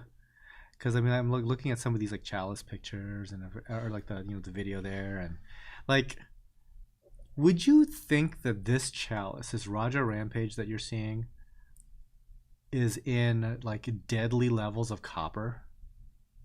I mean, granted, not every chalice that we have is like doing like phenomenally, but like this one's like, I would not think that if I saw this, like, oh, clearly they have a copper problem. So no, the vast majority of our stuff is like doing really well. It's just that I have to focus on the stuff that's going wrong, because like that's my job. If it was easy, it would never be on my desk. Like, my staff here, they're pretty good, right? If it was a small issue, they would handle it and I would never even hear about it. But because like this is kind of like this ongoing weirdness that I'm seeing, that's why I have to like, be all sending out like all these ICPs and getting like 5 test kits and doing all this stuff. But yeah, fun times. Miro M90. Miro M90? I love your videos, thank you. You're one of the main reasons of me getting into the hobby, and I'm in 10 months but struggling with algae. Any words of motivation? Oh dude, it's fine. You'll be okay. Please, how to grow Coraline faster or easier? So Coraline is gonna grow pretty much no matter what. If you just like have like pretty good water chemistry, focusing on calcium and alkalinity, you're gonna get Coraline no problem.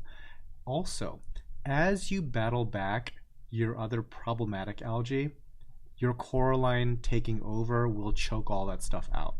So if you wanted to be as proactive as possible, what I would probably do is find a way to, at the same time, siphon and scrub your rocks with a toothbrush.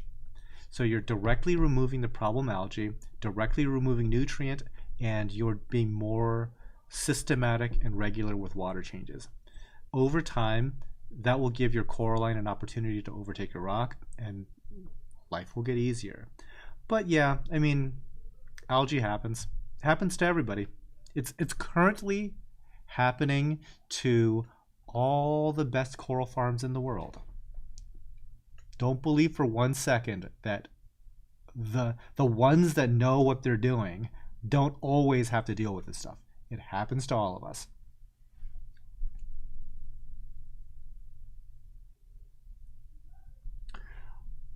Lincoln Towns. All of my corals look like they were withering away. All my major levels are good. I do a big water change and everything bounces back the next day. Any idea of what could have been low? It turns out that like it doesn't take a whole lot if something is like bottomed out for everything just to die. So it's going to depend tank by tank. So I might like offer a solution, but really it could be anything. So you don't want to like haphazardly just start adding stuff because you think that it might have worked for somebody else. Case in point. So Jake Adams at Reef Builders, I visited him just this past weekend. He runs his tanks very differently than how I run mine. So he has basically bottomed out his nitrates and phosphates. They're undetectable in his tanks, okay?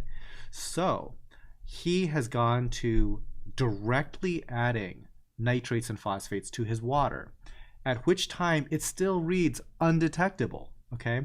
But when he does that, his corals explode in growth and health, okay? We don't do that here because we have bioavailable levels of nitrate and phosphate. In fact, we are kind of trying to lower ours. We have some ideas on that later. But it is entirely possible that although we are not lacking in nitrates and phosphates, it could be literally one weird trace element. And that is stifling the growth of something. And maybe like some coral out there that we're currently struggling with. Like I'm thinking, oh, maybe we have copper poisoning, right? It could be it is starved out for a single trace element. And it had grown successfully up to a certain point. Once that value hits zero, it's starving and dying. And it looks like disease is hitting it. It could be a disease, could be a pest, but it started with that one event that would never show up, because even if you send out ICPs, your mileage may vary. It might be too late. That was a week ago that you sent that thing out, and now you're getting the results. So it's entirely possible that when you did that water change, you just fixed a level that had bottomed out, and it might be a good idea for you to do more regular water changes so it doesn't happen again. And if you are able to identify what that is, then at that point, consider directly adding that. Going to the Andrew Sandler example, his methodology, he's doing something with, I think it's called Reef moonshiners. So he's sending off weekly ICP tests, in addition to doing numerous lab bench tests, maybe like Monday, Wednesday, Friday, or something like that, with regular test kits. But he's sending off an ICP every week. And based on what he's seeing on the trend of the ICP, he kind of has like a custom schedule for trace elements, individual trace elements. And he showed me like his little spreadsheet. And okay, this is a 17,000 gallon aquarium. And it's like the lowest quantity I think I saw was like 7 milliliters of chromium. Like he's that deep into the weeds for trace elements. I think that's probably overkill for you. Do a water change, you're probably good.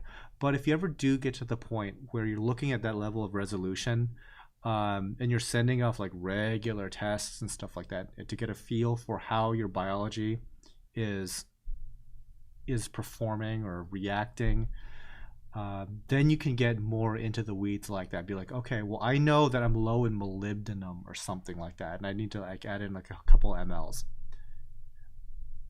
But to keep it ultra simple, you could just do a water change and it'll fix a whole bunch of other issues. Okay.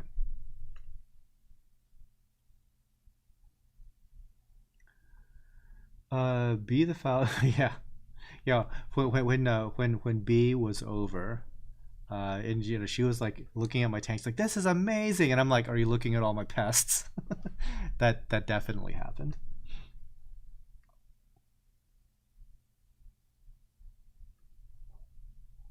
So Harkins and Jeff are talking about, is it like the balance of killing good stuff versus killing bad stuff. Good stuff is like icing on the cake. The bad stuff is setting fire to your house. Like legit. Like the bad stuff we're talking about is system ruiningly bad. Okay. I feel like urchins do a pretty good job of spreading Coraline. They might. Urchins are also good at dialing back Coraline and basically dealing with all the other algae problems too. Because Coraline is not the be all end all. Like, yay, I've done the Coraline thing. I win at Reef. Technically, Coraline is like the devil you know versus the devil you don't, or it's like it is the least of all evils. Once you successfully have Coraline choke up all the other problematic algae, you really want to have something in there that keeps the Coraline in check, because Coraline itself is now combating your corals. It is better that it's Coraline and not hair algae or Bryopsis, but it is also still something that you kind of need to keep under wraps.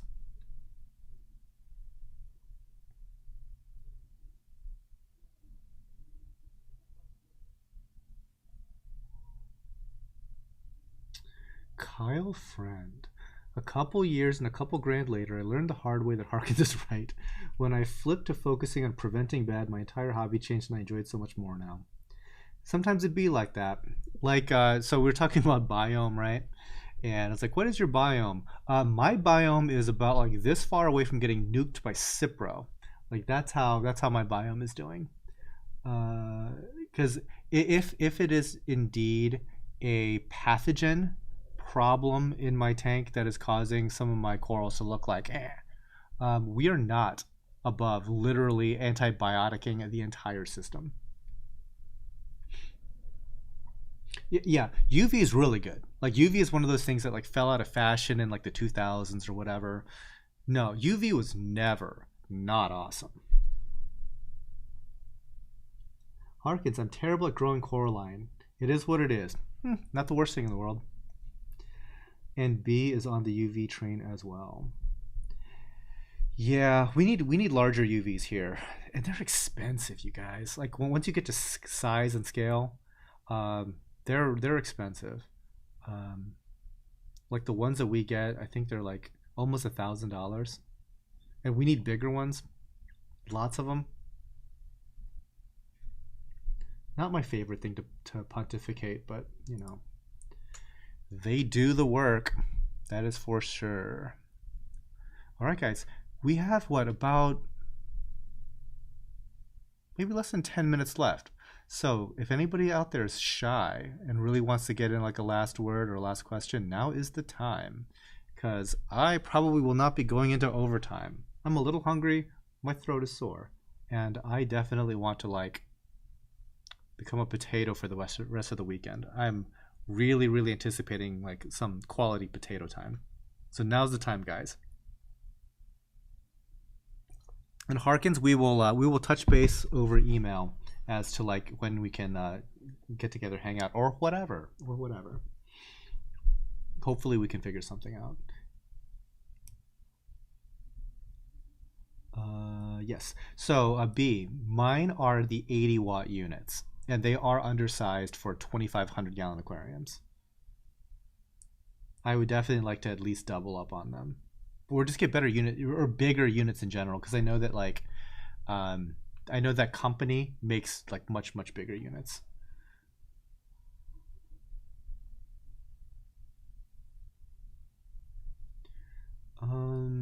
So yeah, that's one thing you can also do with UV. Like it is really easy for you just to daisy chain on another one. So let's say you're running a 40 watt unit and you're like, man, I need more UV. You could just buy a second 40-watt unit, plumb it together so it goes through one 40, then another 40. Pretty good. Can't wait to see you in November. Just text me about that. I don't think I have your number anymore. Check your email. Send me your number. Okay. Do you have any tips on keeping Space Invader Pectinia? Thanks. So Jesse Della Rosa. No real care tips. It's pretty much just like any other large polyp stony coral. The only thing that I might recommend specifically with Space Invaders is that they are more aggressive than most of the other Pectinia. They're going to send out sweeper tentacles and fight. They like woke up every morning choosing violence. So go ahead and give it some space. You can try to feed them. They're very receptive to food. Turn off the flow and feed them. But the most important thing is you want to make sure that that coral doesn't snipe all your other corals. Matthew Smoyer, great live stream. Thanks. Thank you for joining, Matthew.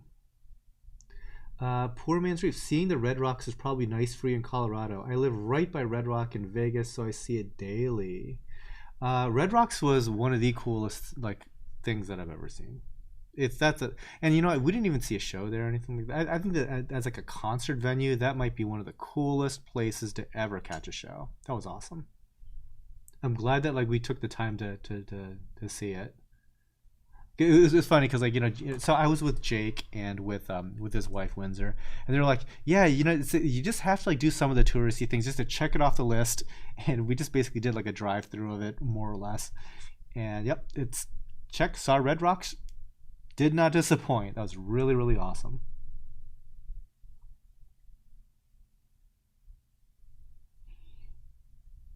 The 250 watts and 6-inch plumbing are amazing. Nice. I could, the thing is, I was buying it from like bulk resupply. I need just to contact somebody directly there, because they only went up to the 80 watt. Like that's the only one that's on their website. So I probably would like to scale up to like a 250, get like 3 of those for the 3 systems in here, and like and kick the 80 watters over into the greenhouse or something like that. That's probably what I want to do.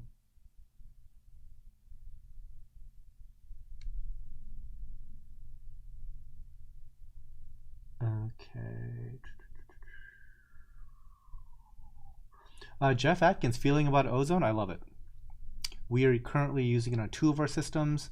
I have no doubt that I would like to use it on more.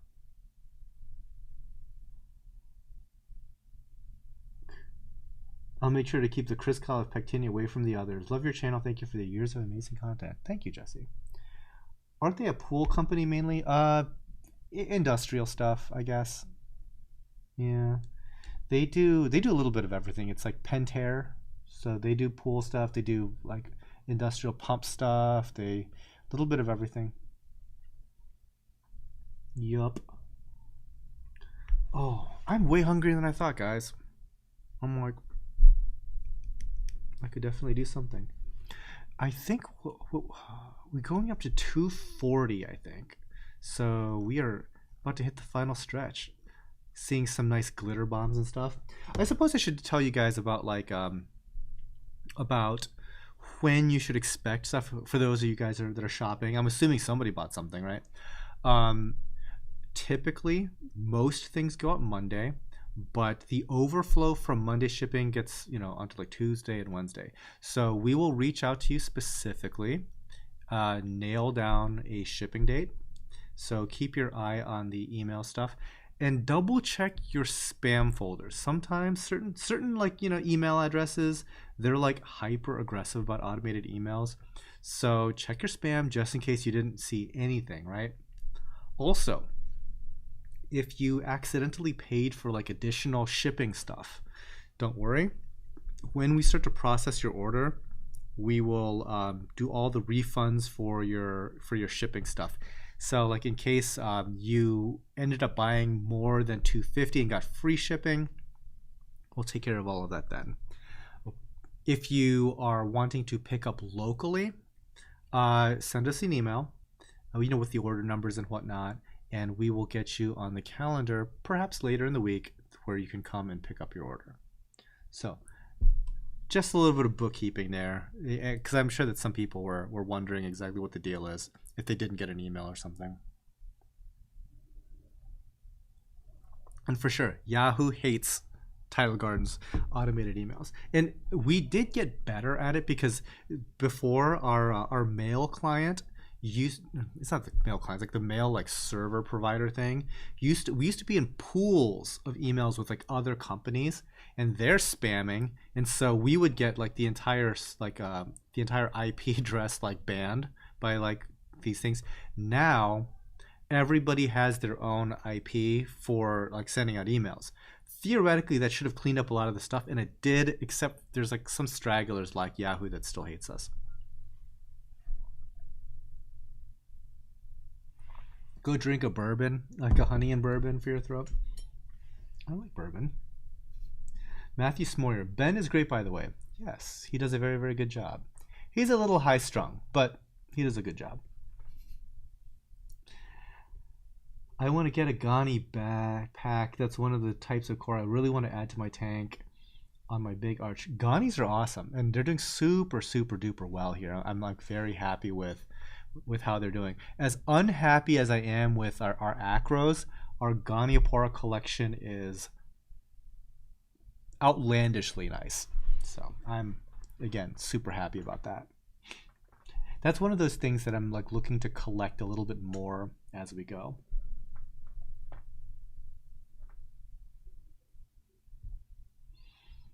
All right, guys. Almost over. But I gotta say, this is the first of 2 that we'll be doing in October. So if you didn't get your fill of this show, it's all right. On, I believe, what did I say, the 29th? Whichever is a Saturday around there, we'll be running this back. Obviously different corals, but we'll be running it back. So I hopefully you guys can all join us for that then. In the meantime, thank you guys so much for attending. Obviously, appreciate you guys, and I hope you enjoy the rest of your weekend. Controls. What am I doing? Almost done, right? Yes. The Halloween show. I should get a costume, but it might not happen. I don't know. Hopes and dreams, right? All right. Anyway, I'm out of here. Enjoy, guys. Bye.